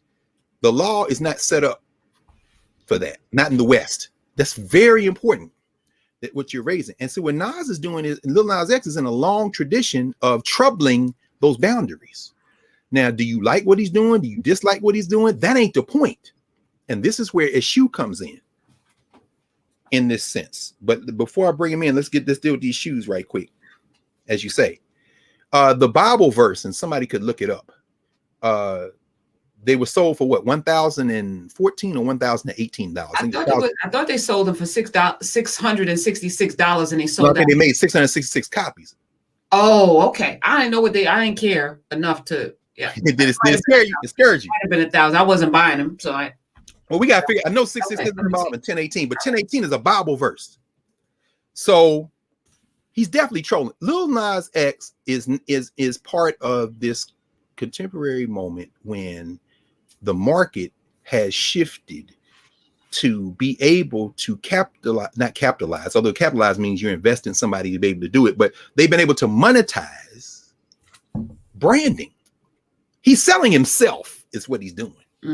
He said, Ye. I mean, not to say Ye didn't have some great stuff. I mean, I imagine that if you had played Jesus Walks as the lead-in song before Howard Thurman give a sermon, Thurman probably look up in the air and figure out a way to make it work if he couldn't escape it, because he's talking about all them people who are the disinherited. So there is a plumb line again, which is why people still talking about Jesus Walks, right? Jesus walks with me. But to go to another hip hop song where Kanye is evoked for them sneakers, you can go to the Nike commercial that doubled as a song, and then they got some of the hip hop greats to make the lyrics, which is why people experience that as a song, but forget it was a commercial. When you got KRS-One, you got Nas, you got Rakim, and Rakim says, "I bet you Carr had him on when he walked with Jesus." It's a classic, better than you ever been. The classic they're talking to one is what Nas, who's also in that song, says. It's the Air Force Ones. Yeah, that's the hustler shoe. That's what I'm accustomed to. It's a classic. No, Nike is going to absorb all this cultural meaning making, monetize it, package it, and sell it back to you, because what they realized early on when Run DMC makes a song that ain't even thinking about making money, my Adidas walked through closet doors and stomped all over Coliseum floors. When I went on stage at Live Aid, all the people prayed and the poor got paid. I mean, whoa, Adidas is like, yeah, okay. We make tennis shoes, literally for playing tennis. That's why old people in your house call them tennis shoes. But we about to make all the money. Then my mans and them come along talking about smoking trees and shit. Timberland is like, oh, we for hiking. We're gonna make all the money. Nike, which was a running shoe, as I was in junior high school running track, gonna be basketball shoes. And what do? They go get a young brother who's just new to the NBA, not quite a rookie like Henry Aaron was when he was like, he talking about me before or after the contract. Michael Jeffrey Jordan, after his sophomore year in North Carolina. That is just after Spike Lee has released She's Gotta Have It, the black and white film. Tracy Camilla Johns, y'all know the cast, who we all thought was going to be a star from now on. But I'm like, what happened to Tracy Camilla Johns? And maybe the same thing happened to Teresa Randall. I mean, they got winners and losers in Hollywood for black women, especially. It's like, that's a damn shame. But at any rate, when you see that, right? Love story, right? There's a girl that I once knew who often had a friend or two. She gave them time, love, wit, and rhyme sublime. Bill Lee. His father, the jazz artist, got the blue note. There she goes on her merry way, but she's only queen for a day. I mean, we all saw She's Gotta Have It, blew us away. Guess who else it blew it away? Nike account executives who were getting ready to put Michael Jordan in as the face of their rebranding to sell all the shoes in the damn world. And they went and got Spike Lee, who made the black and white film She's Gotta Have It, to make the first black and white commercial. Money. It's got to be the shoes. Go back and look at that commercial. It's the same black and white as She's Gotta Have It. And Nike off to the races until now. We got you, Negroes. We got your cultural meaning making. We've hooked it to the intervention of the market, and we're going to make all the money. So yes, but unlike with Kanye, Lil Nas X, he's still kind of new to the game. Brilliant, though. He know how to look, man. The man flipped Nicki Minaj Stan accounts to being bigger than everybody. So he's selling in this moment of culture meaning making in partnership. And the reason why a lot of people are speculating, John Carr in the New York Times being one last week, which we read in class. I said, let's read this article. I want to see what y'all think about this. Caramakia and others say the reason Nike sued the company and not Lil Nas X, we both know, Professor Hunter, because they're going to work with Lil Nas X. In other words, Hey, bruh, hell, for all we know, this is a dog and pony show. Maybe we're set up for the law. Who knows? But the bottom line is the holy grail for him is partnership with Nike. And so that having been said, how does that shoe figure with that? How does it now? We're looking at it one way, we can have a conversation that's going to stimulate dialogue. But if we're looking at it in a long view Africana lens, if we're looking at it with long memory of ways of knowing, then we understand that in that those devil shoes are black and red. He's holding them up. He got the little fake eyes in his, whatever. Then he makes this video for this Call Me By Your Name, Montero with his name. And he's laying under this tree. So I asked the students, I said, I ain't playing this video in class because all y'all done seen it anyway. Did y'all see what was it? What was it? Oh, that was the Garden of Eden. That was the devil. Okay, everybody pause. So I see for many of y'all, this must be the first class we had together because we deal with this in my class, Black Aesthetics, and also in Introduction to African States. When we started talking about ways of knowing, I said, what was written on the trunk? Oh, yeah, something that burned up. Okay, that's something that burned up was in Greek. Theophilo Benga taught me a little Greek when I was in grad school. And I was with Lethea Watkins, Mario Beatty. We sat there and learned a little Greek. Right? Not a lot. Claudrina Harrell, who was an undergrad at the time, he taught her Greek too. She kept taking Greek. She took some Greek classes. I don't remember enough at it Greek in terms of to do the translation, but I paused the video, wrote down the letters, and started trying to remember. Then I went and got my Liddell and Scott, which is the Greek English lexicon, ancient Greek, Attic Greek, it's different forms. Let me say, and I said, you know what? After I stumbled my way through a little bit, I said, no, I'm not going to be able to do this. So I looked it up. It's from Plato. Symposium. It deals with duality. That's one of the words I got right. In other words, he burnt off the tree the notion of dualism. I'm going to burn off the Western concept, except he only burned off the words. He didn't burn off the concept because heaven and hell is a duality out of the West. So then he goes up, he's close to the white, the angels, whatever. Then the stripper pole shows up in his hand. He slides down into the lap of the devil. Everybody got on red and black. Those are the colors of Eshu. This Eshu. This is one of the, I like this book. There are a lot of books on Eshu. Eshu, You're About God, Power, and the Imaginative Frontiers. This is by Toyin Falola, the great Nigerian scholar who's at the University of Texas, Austin right now. Brilliant brother. Has written or edited, scores of books. But I like this one on Eshu. In fact, this came out in 2013, I want to say. And the first place I saw it was on the desk of 2013. His friend, and I finally got a chance to meet Toyin Falola. I'm glad he came to the Library of Congress. And I just, that is a day now that it's over, y'all can't do nothing about it, where I canceled class. I got to go see Toyin Falola. He's too close for me not to. And I brought all my books, many of them, for him to sign. He had released a new book on the humanities in Africa. It was brilliant. Shout out to all the Black people, include really those Black women, a lot of Black women who work on the staff of the Library of Congress. So it isn't just Carla Hayden, the librarian of Congress, the daughter of Sachet. It's a lot of sisters work at the Library of Congress. Shout out to y'all, particularly in the Africa division, because that's who brought it together. So, but for Lola, I saw it on the desk of his friend Shegun Badageshin, who was the dean of the College of Arts and Sciences at the time, Baba Shegun.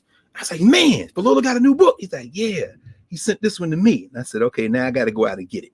So in reading Eshu, it just reinforced things I read other places and then heard more importantly, differently importantly, from people who are practitioners of Ifa and many other places. Because understand that Eshu starts in Yoruba land, right? So centuries ago, but Eshu eventually is collected. He gets brought into the genealogy of Eshu is fascinating.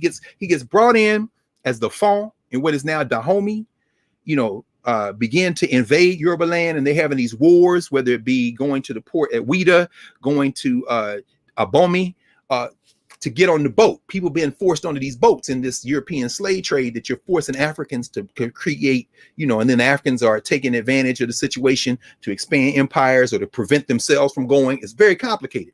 We've talked about that. When it gets to that place, that's where one of the places that's where Digimon Hansu. We talked about the Haitian Revolution and talking about Vodun coming out of Dahomey, coming out of what is now Benin, being one of those places. That's what he's talking about. And what you see is Eshu begins as the cat who is part of creation. First of all, there's no gender of God. Okay, God is not woman or man. God is God.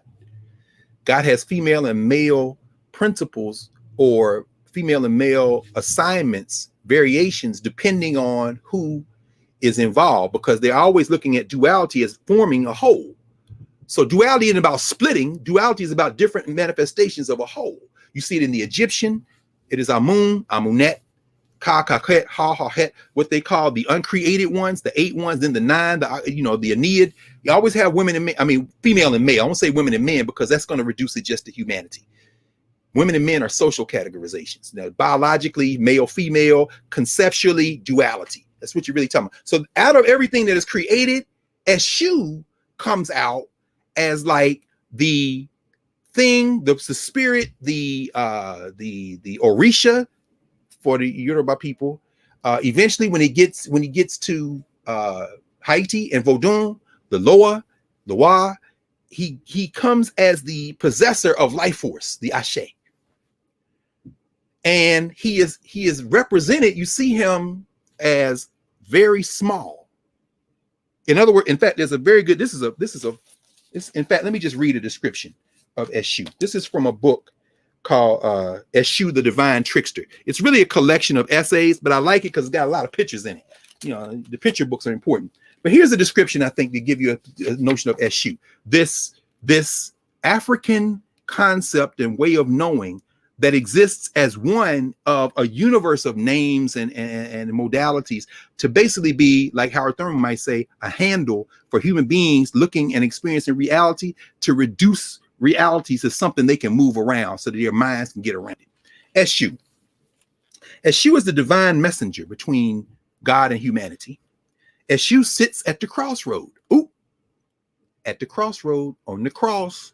Remember all the time these people have to get after Prince and all this stuff about being on the cross. Then Madonna, I'm sorry, because Catholicism can't get you there, hanging on this cross, right? Because that duality can't be reconciled. You got God and the devil. Once you put it into God and the devil, it's a setup. You got to pick. Anyway, Eshu is the Orisha that offers choices and possibility. Oh, Eshu is the gatekeeper, the guardian of the door. By the way, by the time he gets on that boat in Dahomey and gets brought over to Haiti, he survives the trip. He's in the Haitian ways of knowing that will become Vodun.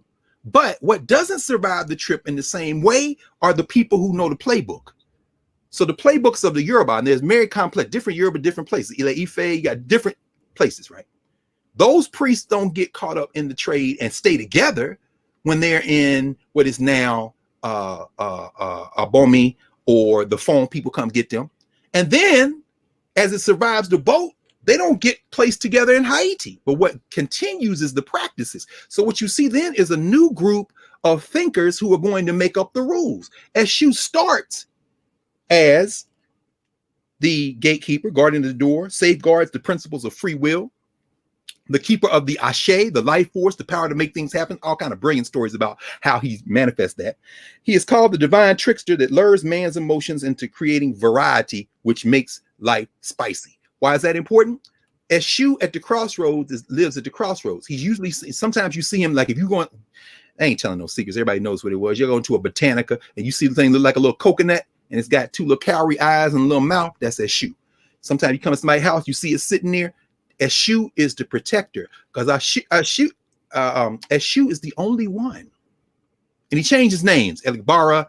By the time he gets to Vodun, they get it up running. He's Papa Legba. There's a very serious moment like that. I'll talk about that in a second. That's why Lil Nas X is important in this thing. If you're going to look at it through some Africana lenses, there's no one Africana lens.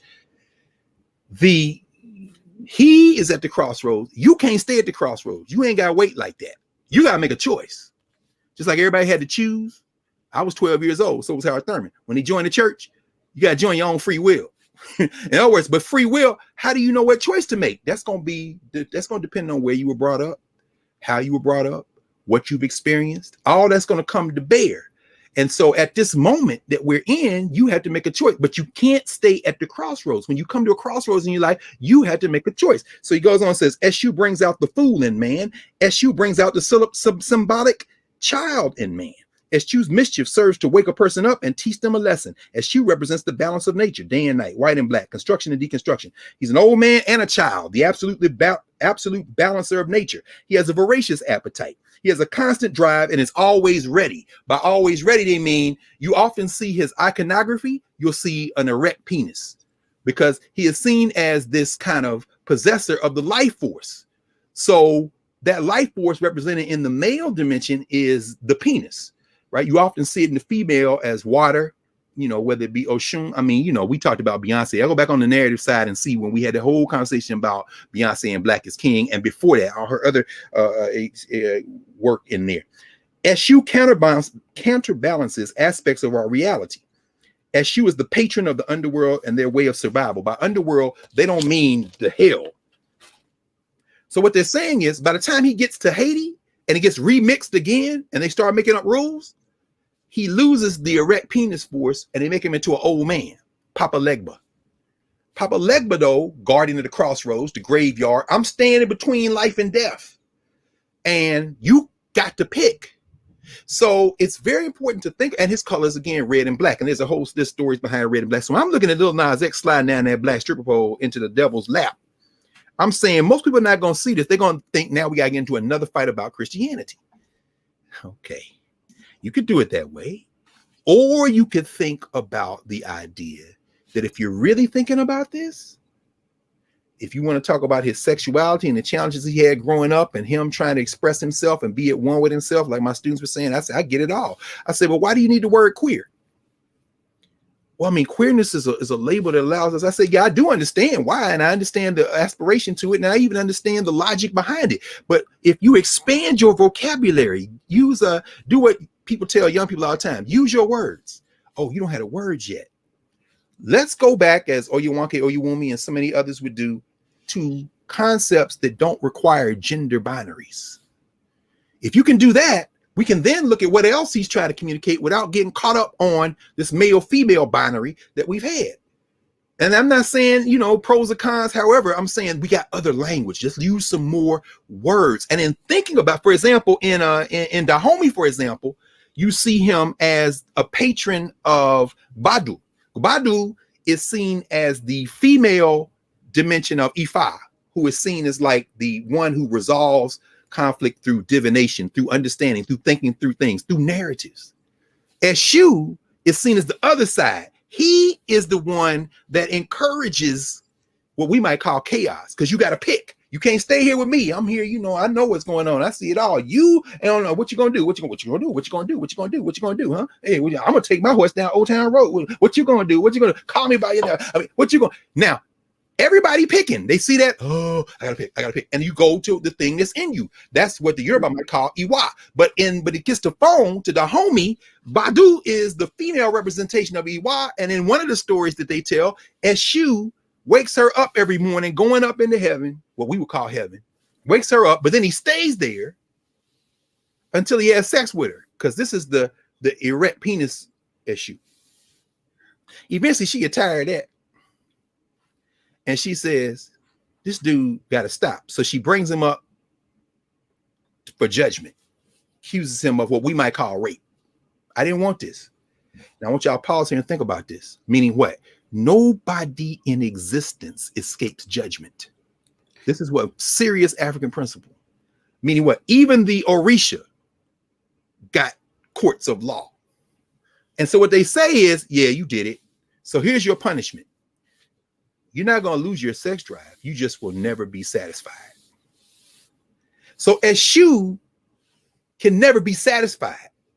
So Eshu is not something or someone you can contain. And Eshu has these dimensions that's going to make you bring out whatever's in you and have to work on your character if you want it to change. So Eshu is not good or evil, but Eshu is necessary. They say this is a big, rich town. I just come from the poorest part. Legal or illegal, baby. I gotta make it.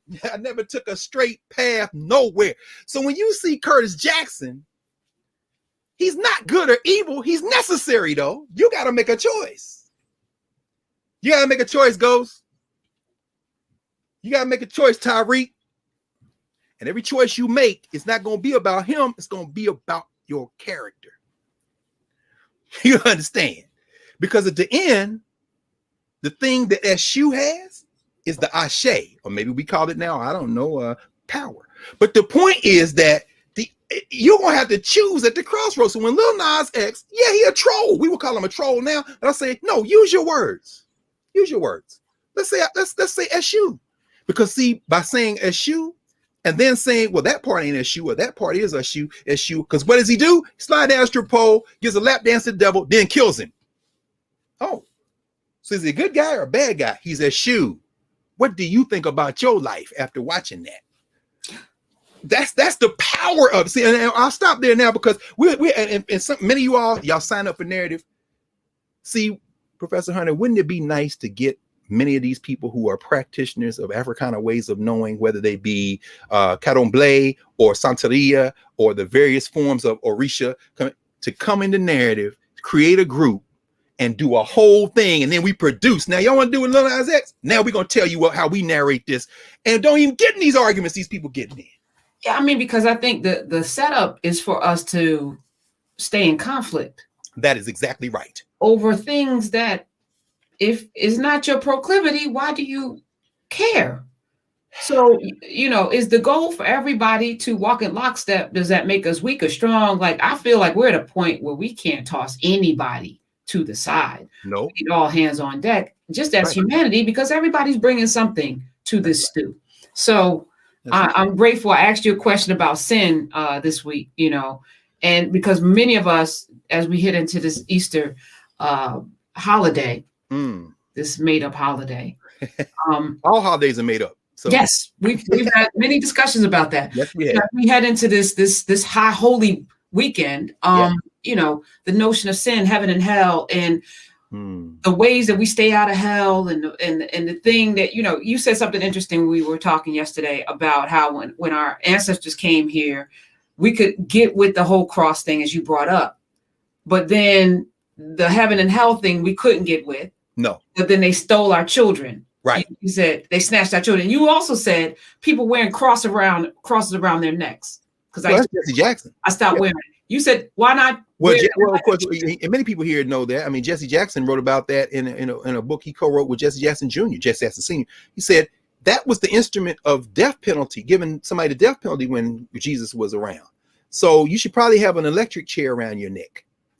Why not? Because you just look, that symbol is the symbol of death, is the symbol of state violence. So if you're going to be a follower in those who would give their life, if you're going to be part of the disinherited that following Jesus, who Howard Thurman is saying is an example for those who are disinherited, then are you willing to take up the cross? I mean, the electric chair?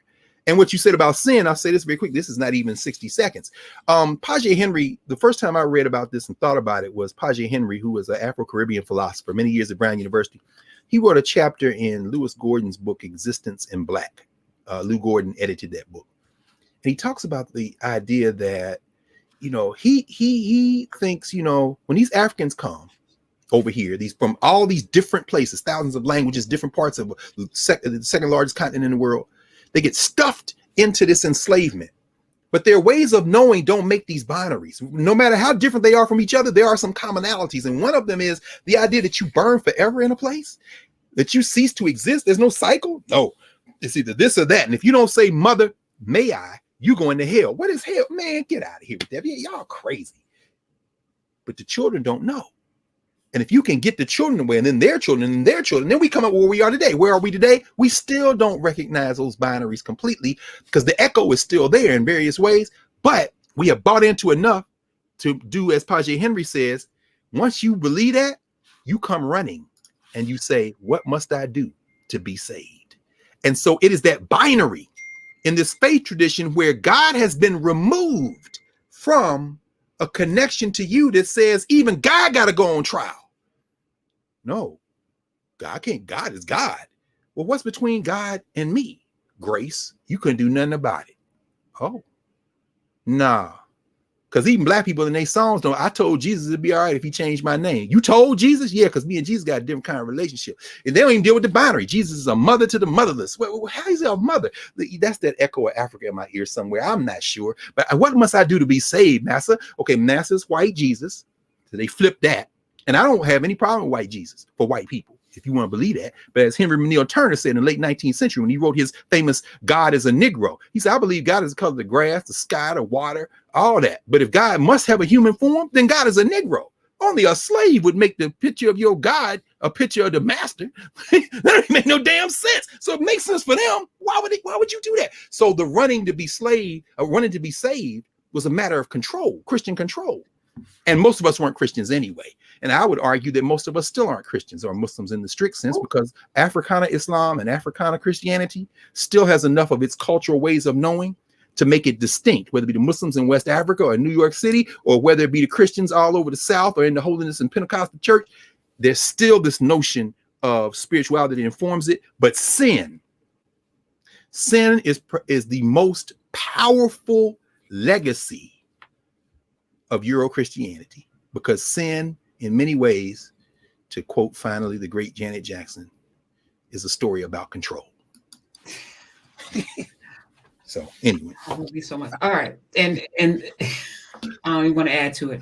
Let's bring in Marika from Minnesota. We are heading into Marika is in Minnesota from the Q&A, and thank you again, Dr. Carr. Oh my God, you are so masterful. No. Hi, Marika from Minnesota, the home of George Floyd.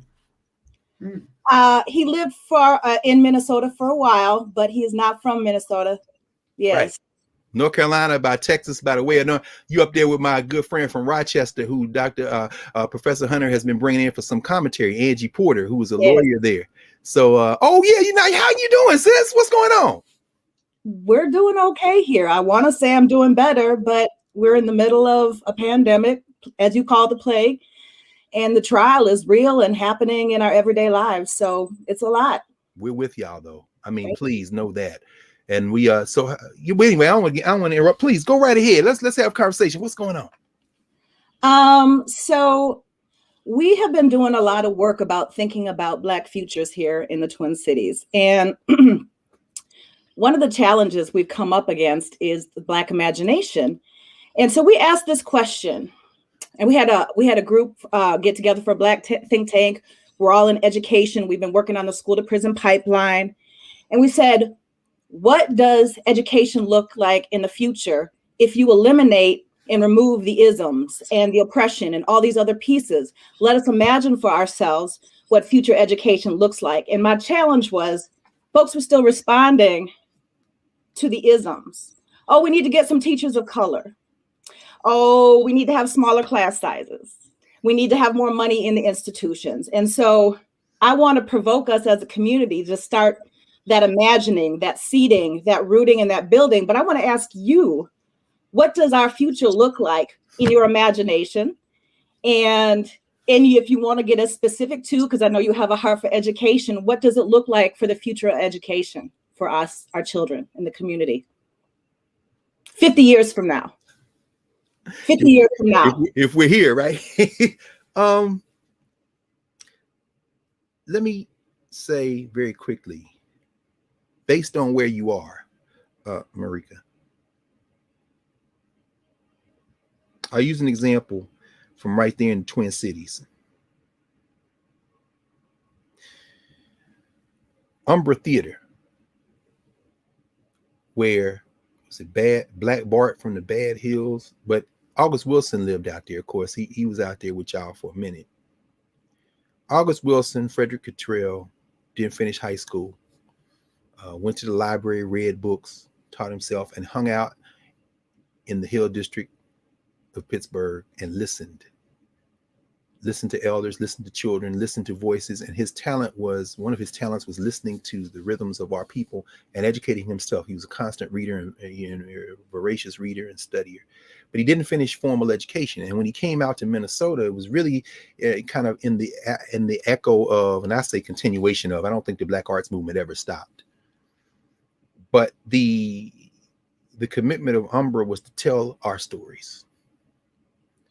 And in telling our stories in terms of creativity, which we've never been short on, the idea was to also dig into our memory, into our experiences, and use those as a place to mine new ways of imagining the future. And I think that's what is at the heart of Black futures, generally, Afrofuturism, as some people call it.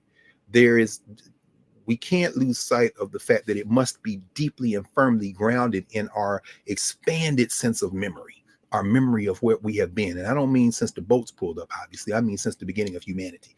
That gives us the richness and the fertile minds to be able to imagine futures that we don't have to necessarily set out any parameters for, except that it keeps us alive, keeps us on the planet, and not just as Black people, but as the Black contribution to human beings doing it. This is what I think W.B. Du Bois is trying to work out even as early as 1897 in his speech here in D.C., the conservation of races.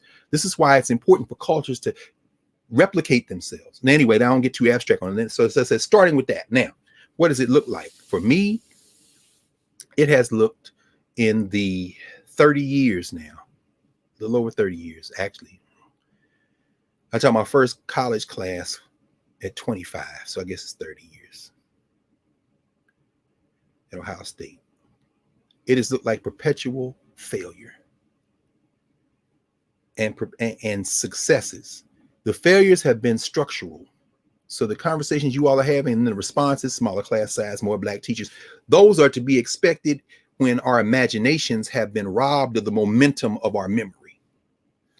So that we think of the solutions in terms of what we have been taught and socialized to believe are the solutions, which are in fact solutions for the social structure that we live in, not solutions for us, because the purpose of education in this social structure is to slot everybody where they are necessary to keep the market going, to keep the political economy in the position it's in. And our people have never been at the top. We were brought here not to be at the bottom after they tried to wipe the table of another heterogeneous group of people who are up there where you all are, the Native Americans.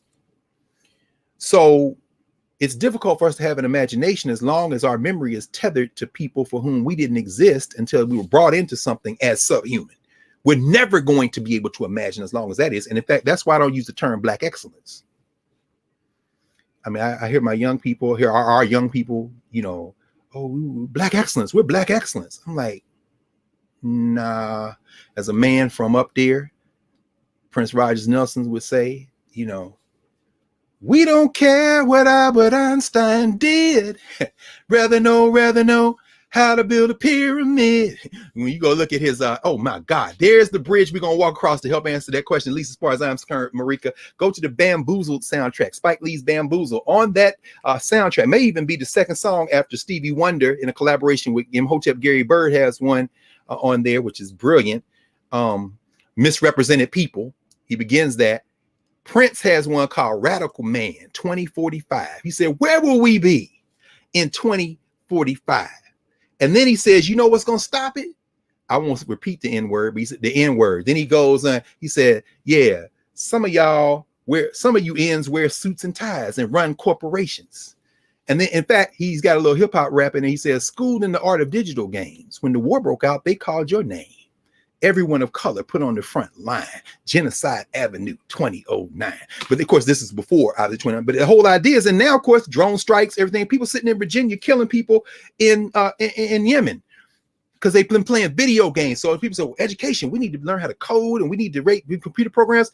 Your children are playing Grand Theft Auto while you're in here arguing about getting more people to learn how to code. You understand that's all setting up. Not that they shouldn't learn, they should learn, but what are the ideas for the games coming from? What do they want to do with the games? They want to create a more realistic murder, more realistic rape, more realistic bombing somebody? No, the imagination has to be developed by the momentum of memory, which is why I think in my mind, if we can get structurally, institutionally control of enough places, and I've seen it with many of the great educators, Barbara Sizemore, Nelm Haki, and Safisha Madabuti in Chicago, the Institute for Education, my man Jituwe Usi, the great educator who was representative of the East out there in New York, all the people who have done the African-centered movement, all these people. I mean, if you can get an institution where the children can be introduced to memory, then you get out of the way of their creativity and they begin to create out of memory of what we have done, then we don't have to predict the future. We just know that it's going to ultimately feed humanity, but that's going to finally create a rupture. And that's where we have to be mindful. This is not going to be easy because we will walk off the plantations. When I saw Ryan Coogler say last week that he was invited to become a member of the Motion Picture Academy of Arts, and he rejected it. No shade, but I prefer not to. Yeah, I don't need to be judged by, okay, bruh, I see you. Now, too many of y'all do that. One, it's like, oh, this is great. Yeah, Black Lives Matter, woke culture. Two of y'all do that.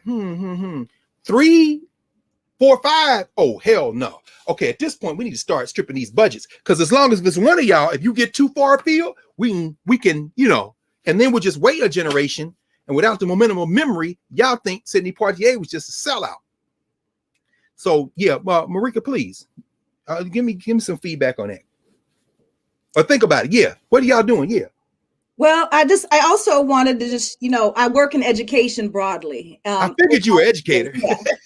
I do education and technology, but since the murder of George Floyd, we actually recognized that there was like a dearth of young people's voice in response to what was happening around them. We recognized that they were not talking about it in schools, and young people are looking around like this is a lot going on. And so we actually launched the youth-led response to the murder of George Floyd. Oh. And so they've actually been working on their individual projects, and they just finished their first cohort. So some of the projects they worked on, which will give you a real sense of what we're grappling with here on the ground, is so they did a podcast that talked with the elder African-American population and the younger, because, it tore up our city having the conversation about defunding police, right? Or abolishing police. And so young people were grappling with the elders. And so we had to draw that conversation out. So that was one result. Where can we see that? Yeah, definitely. We can hear it. Yeah, we will share it with you. Okay. I'm also going to share that one of our young people wrote a children's book to help explain the murder of George Floyd. And so it talks about organizing workshops in Minnesota. Story tells a story about organizing.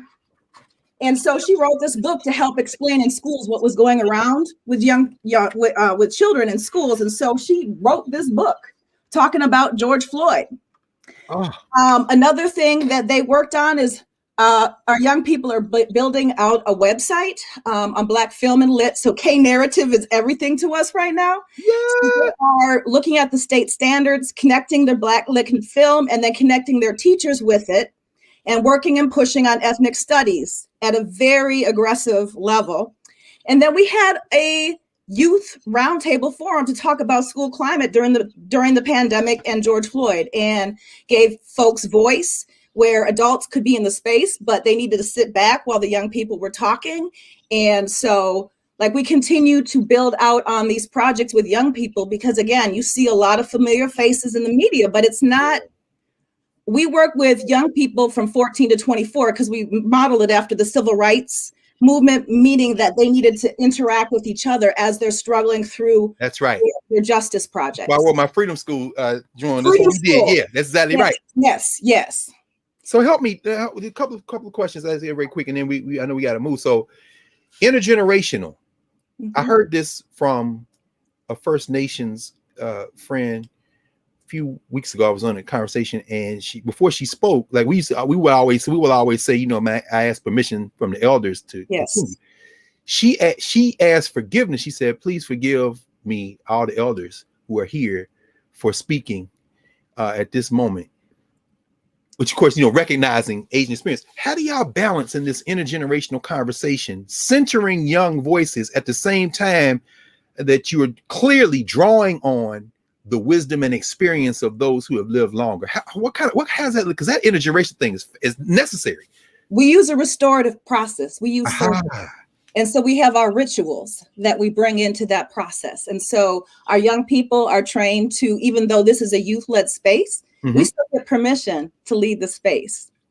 I love it. See, and we don't step back completely as adults to be invisible, as some people think that's what youth-led means. No. It means we're there to support you, help guide you. When you bump against these tensions, we're going to walk you through it and hold your hand. So that you don't disrespect and divide. Yeah. Ella Joe Baker.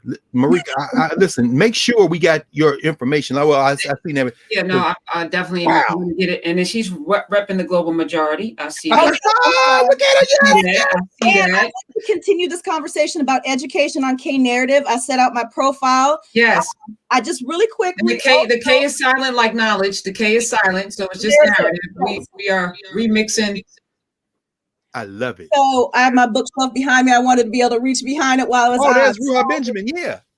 So this is my inspiration. We've been working on the cradle to prison algorithm, which is the expansion of the school to prison pipeline through the use of data and emerging technology. So I just wanted everyone to be hip to Dr. Benjamin. Yes. And Joy Bulamwini has Coded Bias that just came out. They won at Sundance.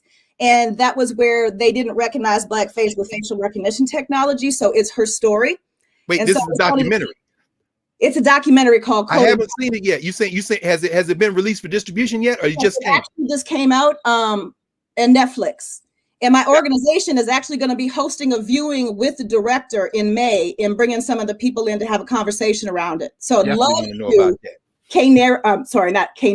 Narrative. Yes. Wrap it around that as well. So just a lot of things happening. We're going to connect because one of the visions is to have Black filmmakers show their films in narrative before it reaches the marketplace, because we're an audience of folk who are already engaged. We love ourselves, we love one another, and you're going to get true feedback. So before you head off to those, Sundances, show your film in narrative for a month or two and let our audience tell you whether it's good or not and socially and culturally responsive.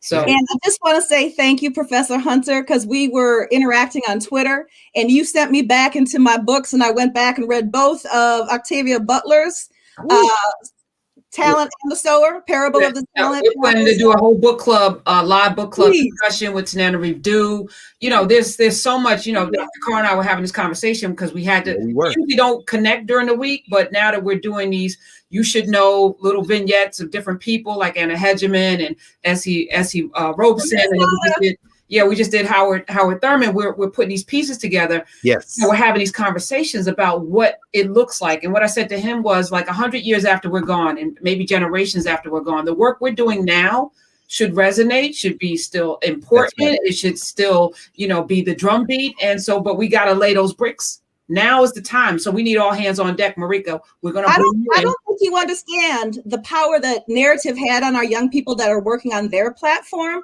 to be able to see their vision already in the beta version. Look at that bibliography, because they had like hundreds of books. They took pictures of them and they went to narrative. I think of it as Karen's native narrative. So I know it's knowledge, but the power of this platform just keeps rippling. So I want to see everybody on narrative. Please, that's all the ancestors, and I think again, Marika, she said, "Can I come in and ask a question?" I ain't know. I didn't know. Teaching. No, this is wow. I cannot wait. Y'all have to. Wow, I can't wait to see what you all have done with the young people. Please. I mean, for me, give them. We'll send you a copy of the book. Please, I love and respect. No question. In the chat, in the private chat, I gave you my email address. So definitely thank you. And I'll connect you with Dr. Carr. Thank you. Bless you. Appreciate you, Marika. Thank you. Wow. And from the teaching thing, from one of the first classes we had, you described, Africa and the teachers around a tree with young people, and they weren't separated by grade or age. Or that was from Du Bois. That's right. Yeah. And so from that day, we are now here with narrative, with the thought that people are going to come in different places, different ages, different backgrounds, and they're going to find their space in there, and they're going to create the world that they want to live in this space through knowledge, through knowing, through reconnecting with that spirit that you're talking about, so we can remember who we are, so we can get to where we're supposed to be. This is what this whole thing is about. So that is exactly right. I'm kind of like feeling a little emotional because I'm seeing it come to fruition right before I'm, Anyway. Well, that's what you're supposed to do. I mean, in fact, that is really the feeling. Maybe I'll end for the day with this. In Philadelphia, they used to give away the so-called Medal of Freedom in front of Independence Hall, and I would go down there every July 4th when I was in town, and I take my copy of Fred Douglass' What to the Slaves for July and watch how nothing had changed. Watch the black choir, watch the black mayor, watch the white only people who did the Constitution Center give away the medal. And, he's saying, Douglass says, those who carried us off captive required of us a song. One July 4th, they gave it to, was it Francis Crick? Crick and Watson were the ones who, quote unquote, discovered DNA. You don't discover DNA. You just become aware that it's there.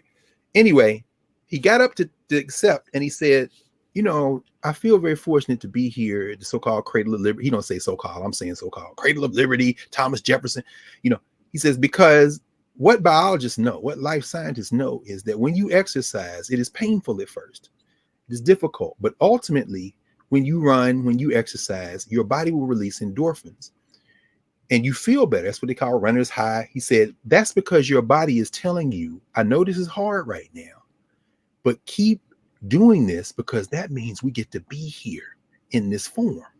And he said, and then he, of course, made the direct link saying, see, democracy is hard, but if you do the hard thing, you'll get the reward. We all get to be here. Now, clearly, this country is not learning that lesson, probably won't, but the future, the human future, relies on us doing the hard thing. So what you're doing in narrative is, let's all get together and work this out. The function of an elder is, as we just heard Marika say, you know, you step back, let these young people try to work it out, like Ella Baker said, and at critical moments you say, okay, just want to say something, y'all, right quick to add, and then you all keep going.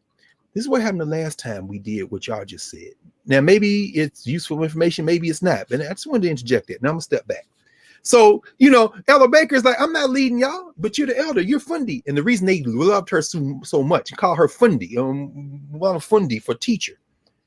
I'm not going to tell you what to do, but I will share with you what happened the last time we did something close to what y'all are saying. So you might be able to do something similar, and you might not do this thing, which is what we did last time. And that took us off path. Without that, but narrative has all, y'all listen now. Did you hear her say our students? That means I don't know how many individuals signed up, but it sounds like a school district, at least one. And she's a tech officer, which is if people like my friend Regina Schaefer in Jersey and other people who are Black women and men who are in tech in the schools, they usually work across districts. So now I'm curious, how many districts, how many of these students, who's coming? Because if it's like Philadelphia Freedom Schools, we had them from all over the school. Somebody is signing up for narrative and got the young people in the conversation. Yeah. So you should feel that way. Why? Because this is keeping us alive. That's the good feeling. That's the reward. So keep going. Keep going, Professor Hunter. I'll see you next Wednesday because we got some more people to talk about. And let me just say thank you to everybody who joined us. You know, I know somebody, how do we donate? Go sign up for Narrative. We're going to also create a place where we're going to have scholarships for people who can't afford it, because this should be for everyone. No question. And we're going to stay here on Saturdays, but we're going to do less in May and June as the months go by. We're going to, you know, make the lessons here shorter and do more in Narrative, because it's a lot of work, hours and hours to annotate, and, you know, the time, you know, we have to use it wisely. So I just want to thank everybody who's supporting this from all over the world. And I especially want to thank you, Dr. Carr. Thank you, Professor Hunter. You planted the seed that has grown into an oak tree in a very short period of time. So planting seeds. Thank you, sis. We're building the way. Thank you so much. Love you. Love you too.